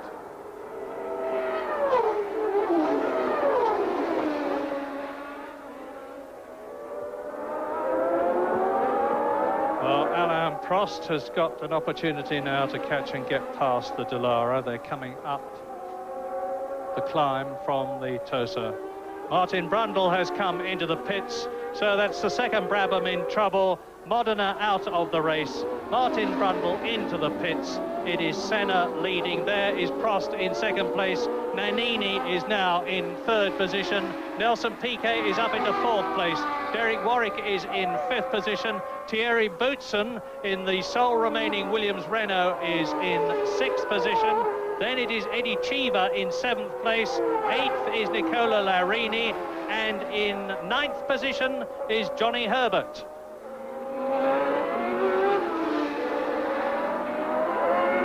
Prost. Long way to go in this race yet. We are on lap 23 out of 55. 2/5 distance then. Yes, and Herbert is actually now losing ground to Larini. He had got as close as 5 seconds to him, but he's now down over 10 seconds behind. So we'll keep an eye on that to see if maybe Herbert's got a problem. And Ayrton Senna is lapping in about 1 minute 29 seconds, which is just a few tenths of a second outside Nelson Piquet's previous lap record, although we know that Alain Prost has already broken the lap record. And as we saw last year, Senna is getting the better of the traffic. He's used the traffic well to be able to open a little bit of breathing space to Alain Prost, because I should think he was feeling a bit uncomfortable. Prost had, after the first 3 or 4 laps of the race, when Prost had let him go off to a quick start, Prost had then relentlessly reeled him in and was starting to harry him a lot, and the traffic's given him just that little bit of a breather. Now, to emphasise the situation where the two McLarens are so much in command of this race, as they were in command of most races last year, as Alain Prost goes through in second position there, he is some 5 seconds behind Ayrton Senna, and Nannini in third position is some 48 seconds behind the race leader. Prost has got to get through and lap now, but Senna has got to do the same thing.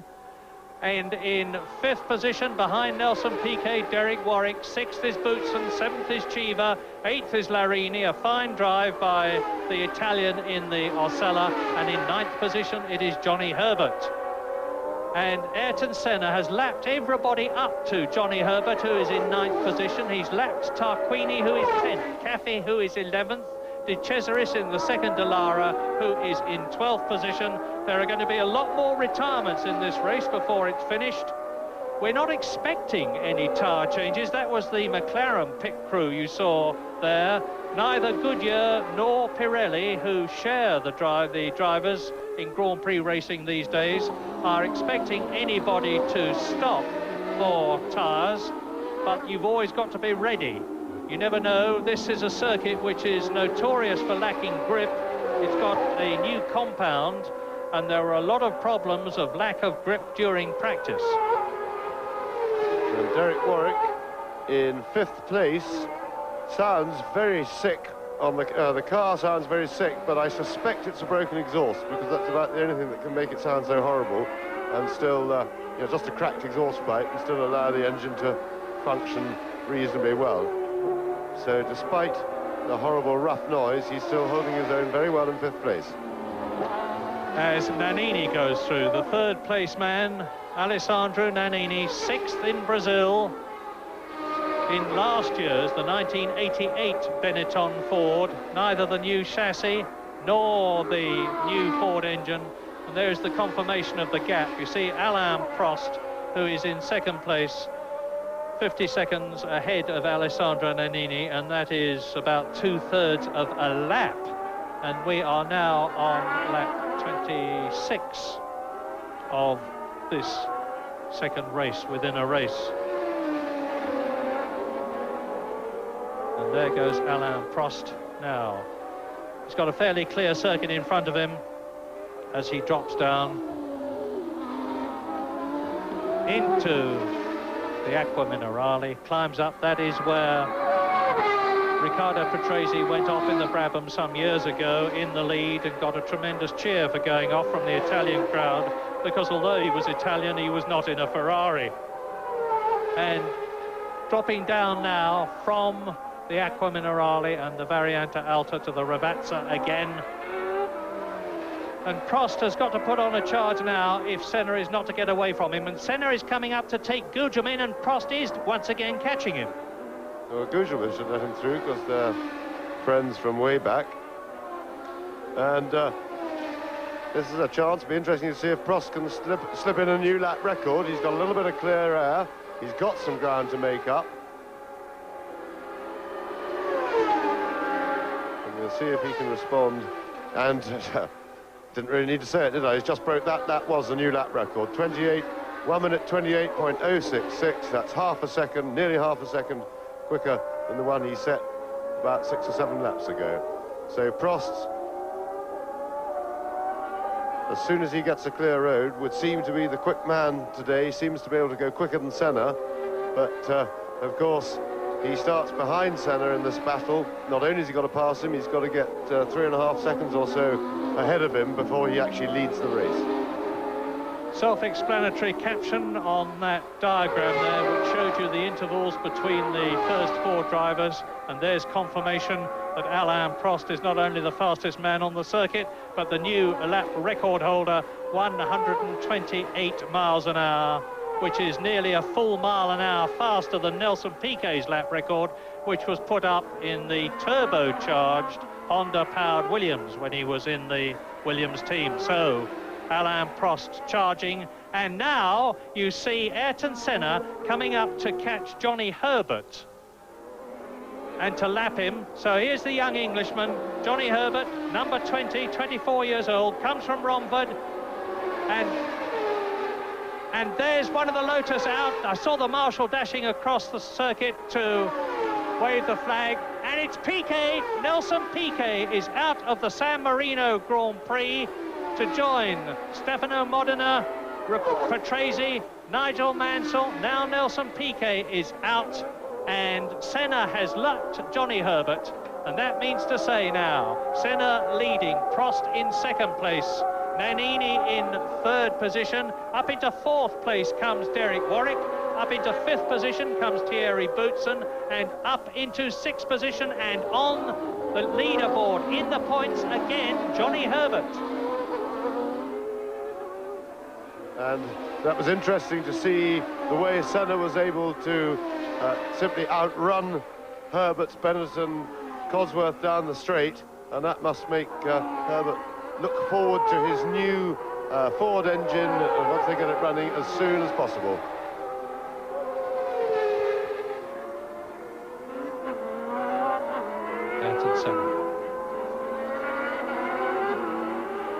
Senna has got an enormous amount of racecraft, of course. He's been driving for years and years, one way or another.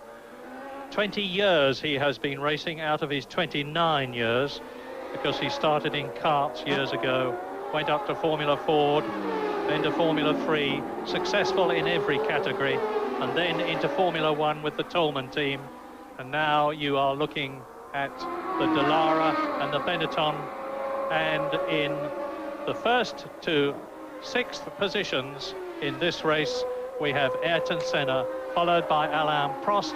In third position is Alessandro Nannini, and in fourth position behind behind Alessandro Nannini is Derek Warwick. And in fifth position it is Thierry Boutsen, and in sixth place Eddie Cheever, and off spins Johnny Herbert. Herbert spins off in the Benetton. But they go through and he can't restart. Well, he had the engine running after the spin, and he stalled it then as he was about to do a spin turn, and then there was another car coming, and that is not an ideal place to get yourself stranded. So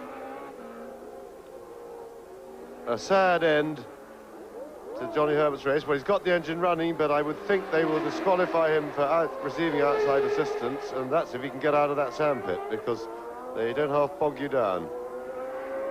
So an ignominious end for Johnny Herbert to this race, but we certainly know that he's got the ability, and while he was in it he charged. He had a troubled practice, and his performance in Brazil really said it all. Johnny Herbert is definitely a coming man. But Derek Warwick now in fourth position of the British drivers, as Senna has now built up a commanding lead over Alain Prost, and the Frenchman has really got to motor to do anything about his Brazilian teammate, who goes through, passes the Benetton, and Boutsen is about to catch Derek Warwick, because Thierry Boutsen in fifth place, appropriately enough, number 5, is right up with Derek Warwick. You heard us say earlier on, there's the McLaren team. They're chatting rather than looking expectantly, but you can see that the tyres and wheels have got the tyre warmers on to get them up to nearly operating temperature, so they're quite ready. 7.2 seconds then between Ayrton Senna and Alain Prost, first and second on lap 30 in this 55-lap second leg of the San Marino Grand Prix. Alessandro Nannini still in third position. In fourth place it is still Derek Warwick. Right behind Derek Warwick is Boutsen. Now Alain Prost appears to have dropped back a bit from Senna, and it makes me wonder whether he's got a problem, because I don't think that was traffic. They haven't been amongst the traffic for a couple of laps now. And Prost certainly had the upper hand a short while ago, but we'll watch for a couple of laps. But I have a nasty feeling that Prost has got some sort of mechanical problem. There are just, of the people who finished well up in Brazil, that is to say in the point-scoring top 6 positions, as you watch Maurizio Gugelmin in the March Judd being pursued by Alex Cappy in the Dallara. I was saying of the top 6 in Brazil, Mansell is out here, and the Dallara is really going for Gugelmin, who's holding his ground. But Mansell is out. Prost, of course, in 2nd position. Gugelmin, you've just seen passed by the Dallara. Gugelmin, who was 3rd in Brazil. And here is Ayrton Senna really pushing things. He's trying to break away from Prost. Yes, and he's, in fact, my speculation now that Prost might have a problem, I can now correct. It doesn't look as if he's got one. That must have been traffic that created that gap, because he's back lapping quicker than Senna now. And Boutsen is now up into 4th place, unseen by you. Thierry Boutsen has taken Derek Warwick as Senna goes through to complete yet another lap. It looks as though he has got his next Grand Prix victory very much within his grasp. He's won 14, the same number as Nigel Mansell. Alain Prost, another lap record, 27.708. 128.5 miles an hour. So Prost has lost nothing in terms of performance, and now he's got to do something in terms of gap. Yes, well, the last 2 laps he's been 0.2 of a second quicker than Senna on both of them.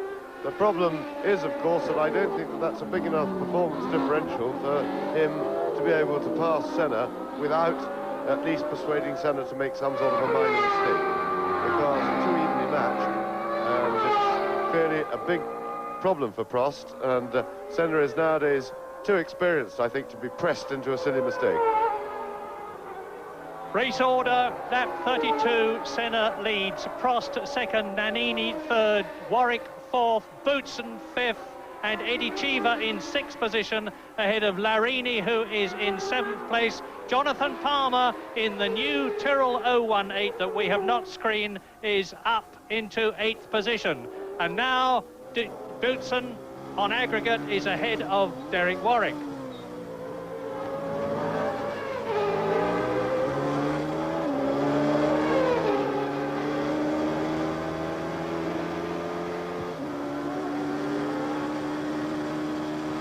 And now we are with Derek Warwick, who is in 4th position. This is the first time that we've seen the camera in this race, the camera car operating properly. And it's Eddie Cheever, my apologies, I just see, but Eddie, both the arrows have got cameras on them. And Eddie Cheever then, who is in 6th position behind Thierry Boutsen. If you see a car in front, unless he's lapping him, it's Thierry Boutsen. And now Eddie Cheever, I'll talk you around the course with him as he's dropping down through the Aqua Minerale. Now he's accelerating up round the right-hander. He will be up into 5th gear. He's coming up now towards the Variante Alta. He's doing about 180 miles an hour before he breaks through the Variante Alta in 3rd gear. Now up into 4th, 125, 150 miles an hour, up into 6th gear in a moment. You'll be able to see it, and now he's going down into the Rivazza 2nd gear, 95 miles an hour. He had all sorts of problems in practice, but he seems to have overcome them. Remember that Eddie Cheever in Brazil staggered away from his car because he's so tall that he was getting blood circulation problems with his knees cramped. I'm glad to say that Arrows have fixed the car for him, and there is the situation on your screens. That is the aggregate situation, and you can see the McLaren of Ayrton Senna, race leader, going round the left-hander at Tosa to climb up towards the Piratella again. And Ayrton Senna has just gone round in 1 minute 27.75, which is actually slower than Alain Prost's lap record, but he still leads. Yes, and Prost still lapping marginally quicker than him, but it's only the odd 1 or 2 tenths of a second per lap, so he's chipping away at that lead. But Senna really is in the comfortable position at the moment of being able to control the race from the front, because although Prost appears to be able to go a little bit quicker than him on the road, that isn't enough to be a serious threat, and the advantage of leading far outweighs the fact that Prost is lapping a bit quicker. And we're riding with Eddie Cheever yet again. Now you get experience of what it's like to travel in a 3.5 litre, over 600 horsepower Ford V8 powered Arrows.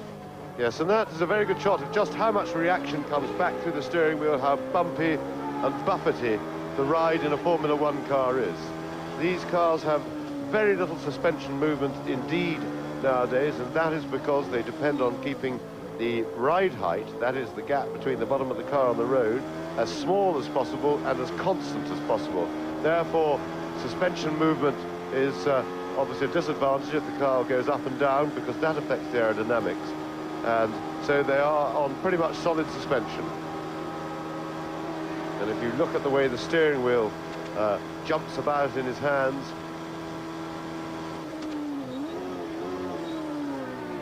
and the vibration, remember the camera is mounted on a damper. And we now see the marker on the circuit map as he breasts the hill through the left-hander, and then plunging downhill into the twisty section of the track.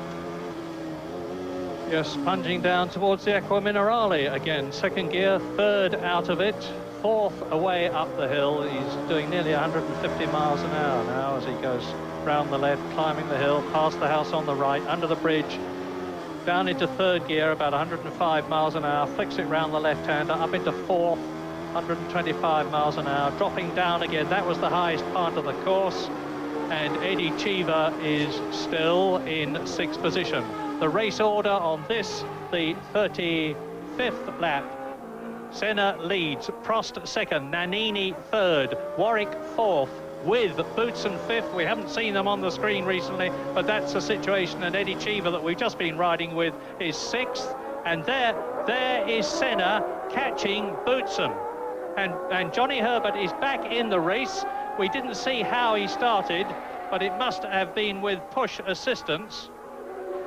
Yes, I would think that he will be disqualified for that, but that doesn't matter, because the important thing, he's out of the points on this occasion. The important thing for Johnny is that he gets experience and continues to do the lap. And Senna put a new lap record in on the previous lap and has now gone faster than Prost, and the gap remains at about 3 seconds on the road. And remember that Senna has something over 3 seconds already from the first part of the race before it was stopped. So Senna in an overall commanding lead of some 6.5 seconds. Ayrton Senna has lapped everybody up to third position. Johnny Herbert has had a short pit stop to check his car over, but is back in the running.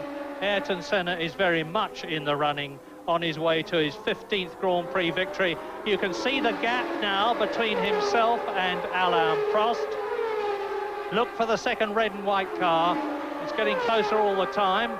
With the new lap record by Ayrton Senna, 1 minute 27.314, which is 1.3 seconds faster than the previous lap record. And he's coming up to catch Warwick. Yes, and Senna lost a couple of seconds on the last lap in traffic. And this would normally be a situation where you'd say that Prost might be able to take some advantage, but of course we know from last year that Senna has been by far the superior driver in dealing with the traffic. And if any one fact was the difference between winning and losing the championship in their head-to-head battle last year, it was that. The fact that Senna could get through the traffic much better, with much more bravery, and prepared to take more risks, with which he got away, than Alain Prost. 1.6 seconds, nevertheless, between Senna and Prost. Senna has broken clear. Prost is charging, but you can see where he is in the traffic. Ayrton Senna has got a clear lap in front of him, and Alain Prost has got one car, and it's that of Thierry Boutsen in front of him, then the Delara, and then another one, which is Derek Warwick. So Ayrton Senna has definitely got the advantage. And almost unnoticed in all the excitement, Jonathan Palmer, yet another gritty drive, has now moved up into 7th place and is therefore threatening to get amongst the points. Jonathan Palmer in what is not too competitive a Tyrrell car, sufficiently slow that Michele Alboreto in his Tyrrell missed qualifying for the race, and but despite that, Palmer is up into 7th place.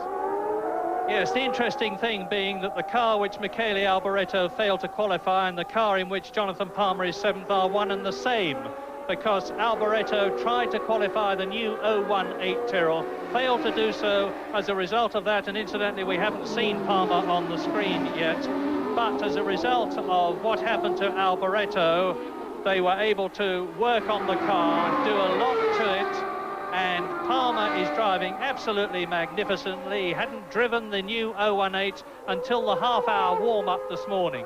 When he got in it, he said it is like chalk and cheese. This year's car, in terms of comfort and cockpit layout, is vastly superior to last year's, and the performance is exactly the same. Designed by Harvey Postlethwaite and ex-Ferrari aerodynamicist Jean-Francois Bigot. But there's the leader, and you can see that Prost is still bottled up. He hasn't got ahead of Boutsen, never mind Warwick. Now this is very interesting to watch the Williams and McLaren and compare them for straight line speed. They certainly have got the impression that the Renault V10 is very powerful. We know there's nothing too much wrong with the Honda, and yet Prost was unable to reel Boutsen in on the straight then, despite the fact he was in the hole in the air, and he was unable to do Warwick either. So, but on power up the hill he's got him. Yeah, and Boutsen has got ahead of Warwick. So, race order now. Ayrton Senna leads. Prost is in 2nd place. Nannini is in 3rd position. Boutsen up into 4th position ahead of Warwick 5th. And now Prost in 2nd place trying to catch Boutsen. And once again, the traffic has really cost Alain Prost. He is now some 5 seconds behind Senna on the road, all of which he's lost courtesy of the traffic. He's finally broken clear, but it'll take him 6 or 7 laps going really charging just to get back to where he was a couple of laps ago in relation to Senna. So Senna's willingness to take a chance, dive for small gaps in the traffic, once again has really helped him. And Senna has lapped everybody now up to Alessandro Nannini. This is a replay of the 1988 story, which we had 15 times out of 16 races. The one or other or both of the McLarens way ahead of the opposition. And as was the case in the majority of races, it is Senna leading Prost, notwithstanding the fact that Prost scored more World Championship points than Senna last year. He ended up 2nd in the championship. And Prost now has got a clear circuit, so has Ayrton Senna. The race order on this, the 40th lap, remains Ayrton Senna leading, Prost there in 2nd position, Nannini 3rd, and the only man apart from Prost unlapped by Ayrton Senna. In 4th position, Boutsen. Down to 5th position, Derek Warwick. In 6th position, marvellous in the points, Jonathan Palmer, because he's got ahead of Eddie Cheever, who is now 7th. Larini is in 8th position, and then it is, just checking, Andrea de Cesaris is in 10th place.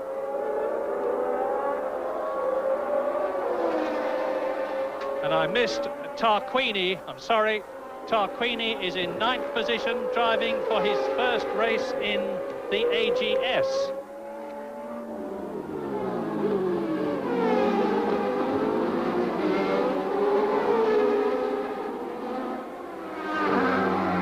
Now, we have studiously been giving you the positions in this race. I have to remind you that we are going to end up having to sort out an extremely complicated aggregate position. Jonathan Palmer is in sixth position in this race. He is not in sixth position overall. I'm sorry to be confusing, but we have to refer back to the fact that there are two races to take account of. And certainly there is absolutely no doubt, as you see Johnny Herbert in the running there, followed by Eddie Cheever and Tarquini, that Ayrton Senna is leading. Alain Prost is 9.5 seconds behind him over the total distance that they have covered so far. But in this second leg, we are on lap 41.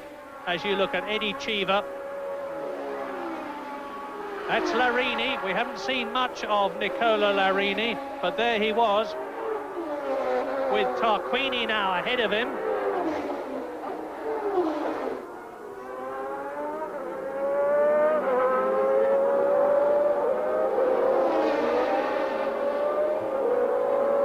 And it's a great pity that we haven't seen anything recently of Alessandro Nannini, because he's driving a fine race. He finished 6th in Brazil. There is Larini in the white Osella chasing the Dallara. So the attack, and really, I would have thought flat spotting is right front there as he locked it up, going into the Acqua Minerale, climbing out. And we're on lap 42 now. Still Prost, still Senna, still Nannini in third position. In fourth position now, Thierry Boutsen, the only Williams-Renault running out of the two that started. In fifth position, Derek Warwick. In sixth position, Jonathan Palmer. In seventh position, Eddie Cheever. And then in eighth position, Tarquini, followed by ninth, Larini. And there are Cheever. And here is Larini. And Prost has finally got the bit back between his teeth. He's settled down, he's clear of the traffic and is lapping quickly again. But I think now, quite honestly, he's given Ayrton Senna too big a start. In the overall position, he's some 9.4 seconds behind Senna. And that really is, I'm sure, too big a mountain to climb unless he can harrow Senna into a mistake. Remember, of course, that Senna doesn't even have to feel pressured by Prost, because even when Prost gets right behind him, he's still got 3.5 seconds on him. And I really think that the private McLaren battle looks pretty much settled, unless Prost can really pull something out. I saw something flapping on the arrows then. I'm not sure what it was. It didn't look too terminal. It was on the right-hand side of the car, but something was dangling and flapping. And it's Eddie Cheever's car, who is being chased by Larini.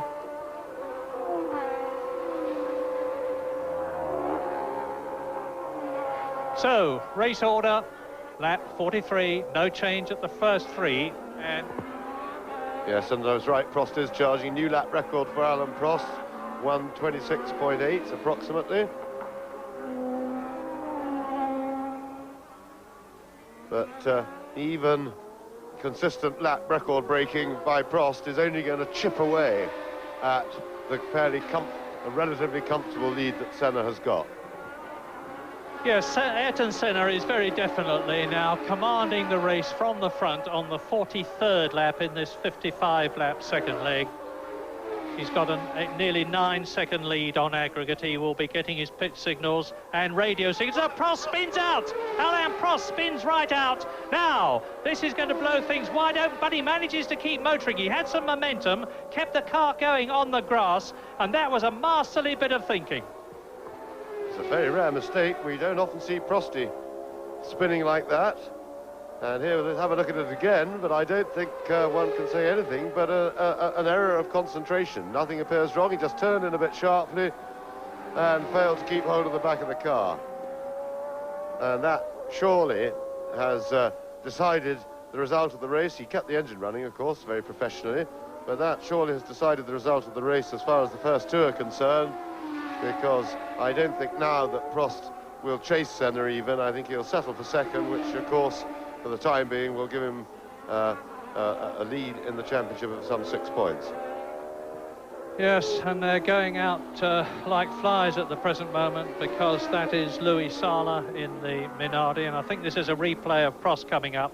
Let's see, as he goes into the left-hander, you'll see the back of the car step out. Yeah, well, Mike Newton suggests to me that maybe Prost had a brake problem. That's certainly a possibility. The other thing, I see other people off the track, maybe there's a lot of oil suddenly gone down. But at the same time, Prost of all people would expect to spot that sooner than most. So he gets away again, and in the meantime he's now some 15 seconds behind Senna in the race. Of course, Prost's second place is absolutely secure, so long as he has no mechanical problems or any more silly spins. Well, Prost has got it going again. He got away well. It was lucky for him that it wasn't wet, because if that grass had been wet, even if he hadn't hit the wall as a result of increased momentum when he hit the grass, he would have certainly not been able to get the car going again. So Ayrton Senna now has well and truly got it made.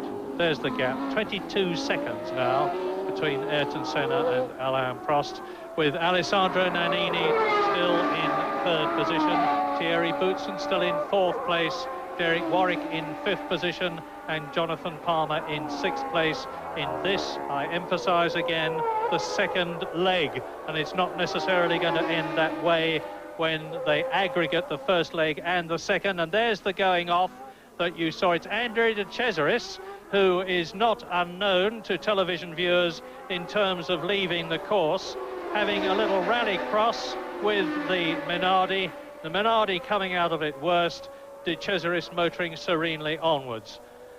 And he's come out of some really horrifying looking bangs in the past. Many of you remember that one of his in the Ligier, which went end over end over end, and he undid his seat belts, got out and walked back to the pits. And we are now on lap 45, lap 46 we are on, 45 completed. Senna leading, Prost second, Nannini has been lapped. Only the two McLarens are going to go the full race distance. And one must say that this is an incredible testimony, not just to the strength of the administration and the organisation of the McLaren team and to the dominance of their two drivers, but to the fact that McLaren have produced as magnificent a chassis under the leadership this year of Neil Oakley, who has headed up the design team. He hasn't designed the car himself, it's a team effort, and the Honda engine, because this year it's a V10 3.5 litre normally aspirated engine that Honda have produced specially for this formula, and in this race it has been every bit as dominant as their 1.5 litre turbocharged V6 engine was last year. A lot of people after Brazil were saying that the dominance of McLaren had been broken by Ferrari. They overlooked the fact that Ayrton Senna, who is leading here and that we're looking at now, was taken out. Whether it was his fault or Berger's is debatable, but he was taken out on the first corner of the Brazilian Grand Prix and therefore didn't finish. And Alain Prost, who nevertheless finished second in Brazil, did so with a gearbox problem and a clutch problem, as a result of which he was only able to use one set of tyres. Now, while we watch Senna, let us not forget that when the race started, there was that appalling accident where Gerhard Berger slammed his Ferrari virtually head-on into the wall. It burst into flames. He is in hospital. He has burns to his face, arms and back. And as far as I know, apart from that, he is perfectly okay. And that is a merciful blessing. Needless to say, if we hear any more, we will let you know. But the news that we have of Gerhard Berger is good. And Senna leads, Prost second, and I would suspect that even Alain Prost, who is famous as being a fighter, there he is, will have given Senna best now. Yes, it's clear actually from the lap times. I think that they've discussed it over the radio with their pit, and that the two McLarens are now no longer racing. They've declared it a result as far as they're concerned, because both McLaren drivers have slowed right down. and are just running to the end now, and they'll keep formation. Well, if you're keeping on top of this race situation and knowing that there are 2 races to consider, I can now give you some really marvellous news. It doesn't matter which race you're talking about, Jonathan Palmer is now in the points, because the redoubtable Dr. Jonathan Palmer is in 6th position in the new Tyrrell 018, which he had not even sat in until the half-hour warm-up this morning. And even if he goes no further, it would have been a terrific achievement. Yes, and it's just typical of Jonathan. The car isn't competitive, it's all a struggle, and yet he fights, and he's a real tough little customer. He's immensely fit, very strong, and he gives 110% effort all the time, and it's a reward that he really deserves, and let's hope that the car will keep him going all the way to the finish. Right, with no apologies for mentioning the British drivers, I will now give you the names and nationalities of the top 6. Ayrton Senna from Brazil is leading Alain Prost from France. In 3rd position is Alessandro Nannini, the Italian. In 4th position is Belgian Thierry Boutsen, ahead of the 2 Englishmen, Derek Warwick in 5th position and Jonathan Palmer. So Alex Caffey is going well, but not well enough, because Jonathan Palmer is ahead of him, and it looks now, if he can just keep it going a bit longer, as though he's going to finish there, because we're on lap 49. Race order, Senna has completed his 48th lap. We're still waiting for Alain Prost to go through. You're looking at the race leader, Ayrton Senna, as he's gone round the Tosa bend and climbing up towards the Piratella again. He is, I said, on his 49th lap. There is an enormously long and ever-increasing gap between him and Alain Prost. It's some 36 seconds now. So this quite incredible Brazilian, Ayrton Senna, has really got things in an iron grasp. McLaren Honda leads, McLaren Honda second. Alessandro Nannini in the Benetton Ford is in 3rd position, but has been lapped.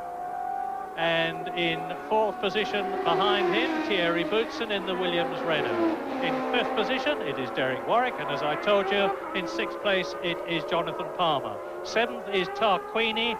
In 8th position, it is Andrea De Cesaris. 9th is Larini. In 10th position, Eddie Cheever, who has dropped back a lot, of course. In 11th position, it is Alex Caffey, and there are only 11 runners now in very much the closing stages of the race. And we see now, for the first time for a long time, Alessandro Nannini, an Italian in Italy, who is in 3rd place. If he stays there, he's going to have finished in the points in the first 2 Grand Prix of 1989. Brazil, he was 6th, and he's showing every sign of finishing 3rd here in Italy at Imola in the San Marino Grand Prix.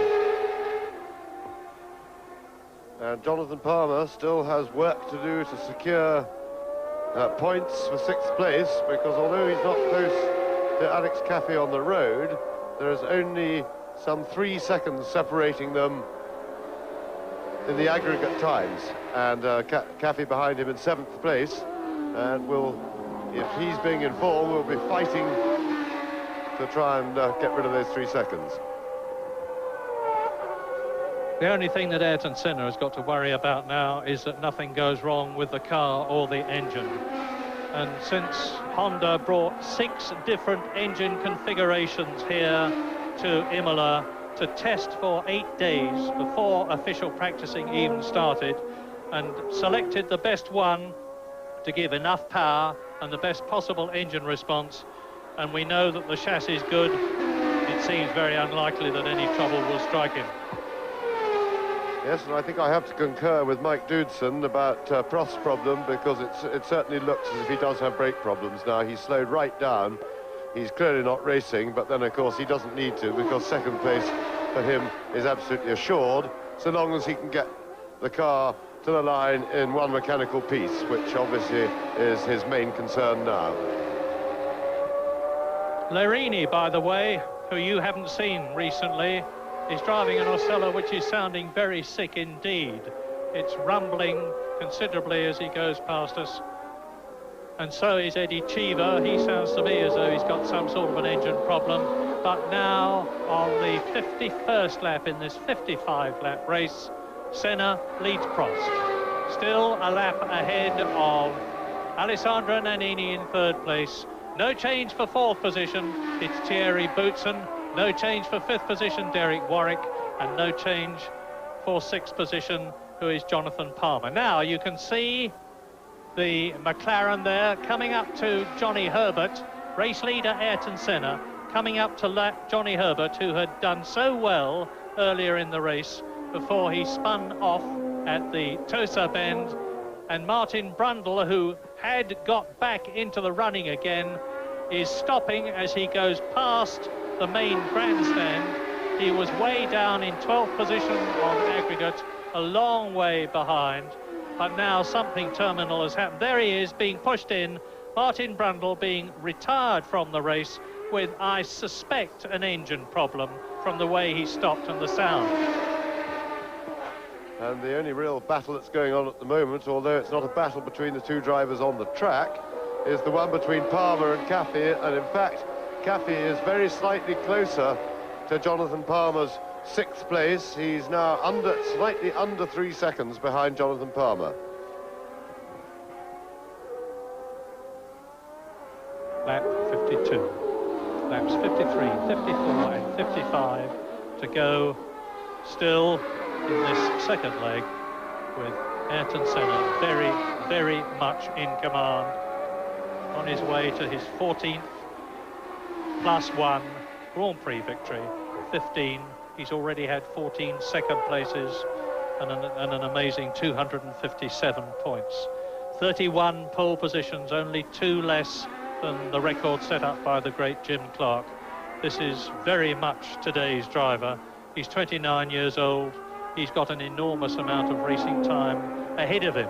René Arnoux, who incidentally failed to qualify in the very much better 1989 Ligier, is 40 years old.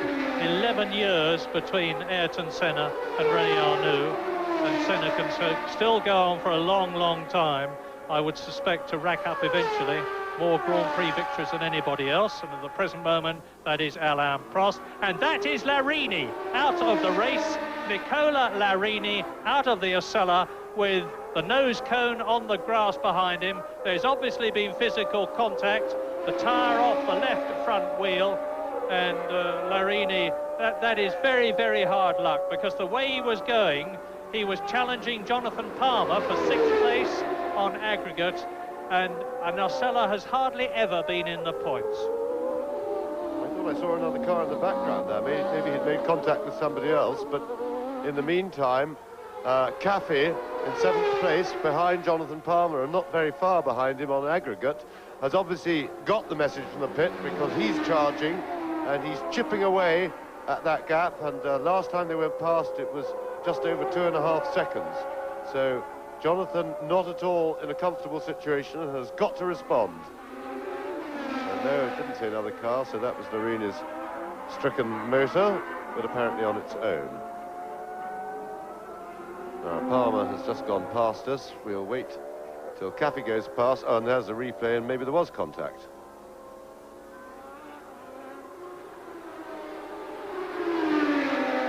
Caffey has actually dropped back a bit this time, so the gap back to nearly 3 seconds, which should be enough. That was Nicola Larini. There could hardly be more contact, I suppose. He hit all 4 corners on the way round. And now, with the race leader on his 54th and last lap but one, ahead of Johnny Herbert, there is Ayrton Senna, well ahead of Prost. Unless something very dramatic happens in the closing stages of the race, it is going to be yet another first and second for McLaren. And there's nothing very significant about the fact that Herbert has passed Senna. There's no reason why Senna should fight. He's got a tremendous lead. He won't be wanting to do anything that is going to affect adversely his chance to win his 15th Grand Prix. He knows he's a long way ahead of Alain Prost. Nannini is still in third position. Boutsen is still in fourth place. Warwick is still in fifth position. And Palmer is still in sixth place. Yes, Prost has clearly decided discretion is the better part of valour. And with brake trouble, that is not a bad decision at all. He slowed right down. There's nearly a minute behind Senna, but being well over a minute in front of Nannini, it's purely a matter of getting the car around to the finish line, and Mick, but doing everything you can to make sure it gets there. Senna also has slowed right down now. And the important bit is the battle for Jonathan Palmer is having with Caffey, although it's a stopwatch rather than a visual battle on the road.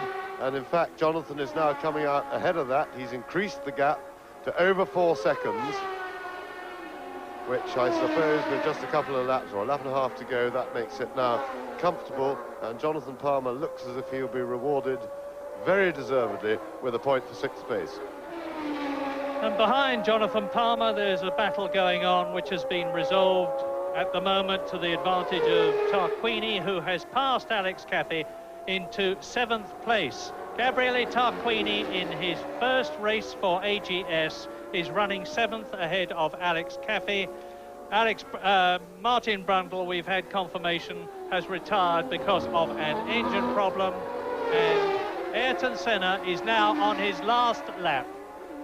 So, in a race which started originally this afternoon with a terrible crash which might have been absolutely disastrous for Gerhard Berger, mercifully that turned out not to be so. The race was restarted after just 3 laps, as a result of which we're working on an aggregate situation.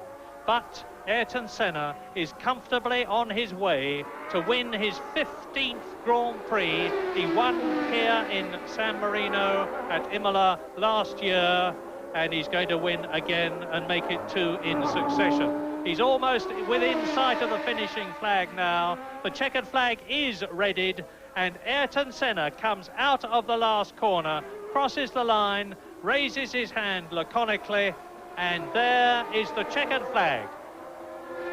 Yes, once again, all too easy for McLarens, but a good battle between the two McLaren drivers until what we think appeared to be brake problems for Alain Prost, at which point he abdicated from the battle, settled for second place. We just have to wait and see that he crosses the line. And a tremendous race by Jonathan Palmer, reward for perseverance.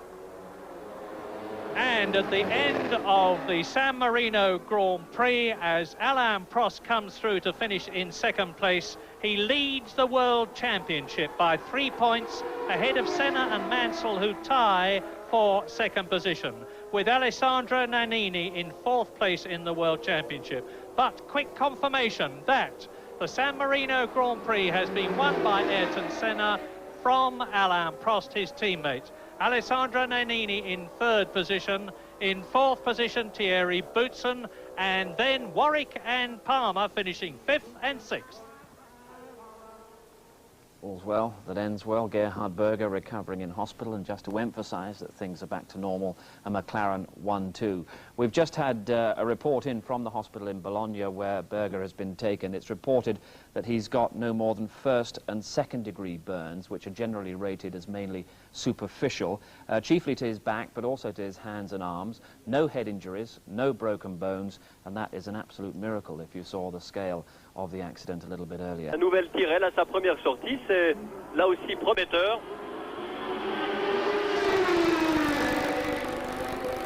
Septième Caffey, 8e Tarquini, 9e Cheever, 10e De Cesaris. Et ici Johnny Herbert qui se classe à la 11e place. On attend la situation du championnat du monde où Prost prend le commandement avec 12 points devant le duo Mansell-Senna, 9 points. Cela est tout à fait conforme aux prévisions d'un championnat qui devrait être marqué une nouvelle fois par la domination des McLaren Honda. Les Ferrari devant se contenter d'un rôle d'outsider, avec tout de même quelques succès en perspective et un succès enregistré, celui du Grand Prix du Brésil.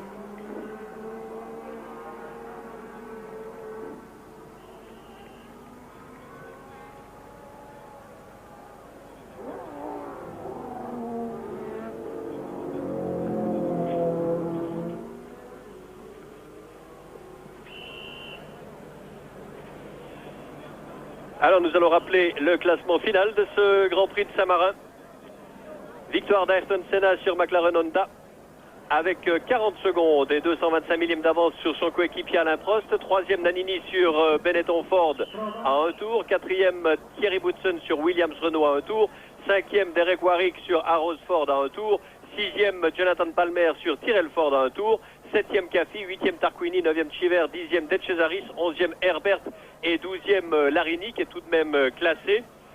Ce Grand Prix était marqué par la terrible sortie de route de la Ferrari numéro 28 de Gerhard Berger. La voiture a été désintégrée, elle a pris feu, mais grâce à la promptitude des secours et au savoir-faire des commissaires, eh bien, on a évité le pire et Berger s'en tire avec quelques brûlures au bras gauche. Prochaine épreuve, le Grand Prix de Monaco dans 15 jours que vous commentera Christian Fellbaum. D'ici là, je vous souhaite une excellente fin de soirée en vous précisant que Prost prend la tête du championnat du monde avec 3 points d'avance sur le duo Mansell-Senna et Nannini, lui, a 5 points. Voilà, c'est tout pour ce Grand Prix de Saint-Marin. Bonne fin d'après-midi à tous. Ici Jacques Deschenaux qui vous parlait en direct d'Imola. À vous le studio, à vous Genève.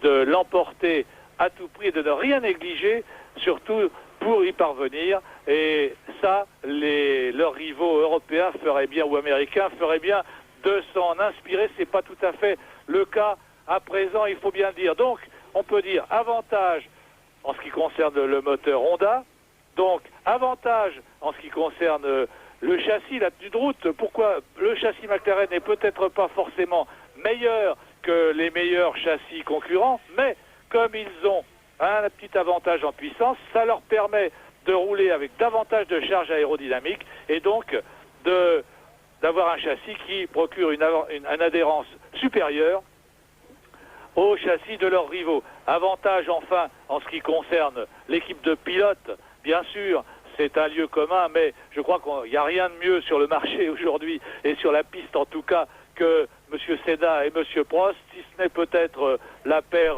Mansell-Berger chez Ferrari, la seule qui soit éventuellement apte à rivaliser avec la paire Senna-Prost. Donc avantage, je résume, en moteur, avantage en châssis, avantage en pilote, bref, avantage dans tous les domaines, ce qui produit la différence que nous venons de constater. Est-ce qu'on pourrait aller un tout petit peu plus loin, José, dans cette analyse et essayer de chiffrer cet avantage, avantage du moteur en seconde, en temps, avantage du moteur, avantage du châssis, avantage des pilotes, pour dire finalement, bon, aujourd'hui, une McLaren, ça vaut mieux de tant de secondes qu'une Williams Renault, qu'une Ferrari. Moi, je ne m'y hasarderai pas, mais ce qu'on peut dire, on revoit l'accident de Berger. Voilà, l'accident de Berger. L'accident de Berger qui a provoqué... Vraisemblablement, on vous l'a dit tout à l'heure, après une perte d'aileron avant. Provoqué par la perte d'un aileron avant, si on en croit le témoignage de Thierry Boutsen, que vous voyez là d'ailleurs arriver tout au bord de la piste, et qui a été lui-même indirectement victime de cet accident, puisque sa voiture a été endommagée, plus exactement l'un des pneus de sa voiture a été endommagé en roulant sur les débris de la Ferrari de Berger. Les 3 hommes du podium sont ici amenés vers les lieux de la cérémonie sur une humble camionnette. Faut bien dire que ça monte un petit peu de décorum, mais enfin bon, c'est pas grave. En tout cas, donc, je ne me hasarderai pas à quantifier ce que cette supériorité doit au moteur, au châssis, au pilote, mais disons que on se connaît le résultat, c'est à peu près 1 seconde et demie sur la meilleure Ferrari et à peu près 2 secondes au tour sur la plus rapide des Williams Renault, ce qui revient à dire que c'est considérable. Mais par exemple, parlons un petit peu pneumatique, on ne peut pas considérer que l'avantage de McLaren est dû à un avantage pneumatique. Goodyear, qui équipe la majorité des équipes, sert McLaren comme Williams. Tout à fait. De ce point de vue, il n'y a aucune différence. Je pense que simplement l'équipe McLaren-Honda travaille dans un autre monde, dans un autre univers pour le moment que les équipes rivales, et c'est ce qui explique sa considérable suprématie. Ayrton Senna, donc, vainqueur de ce Grand Prix de San Marino. Alain Prost en tête du classement provisoire du championnat du monde avec ses 2 deuxièmes places.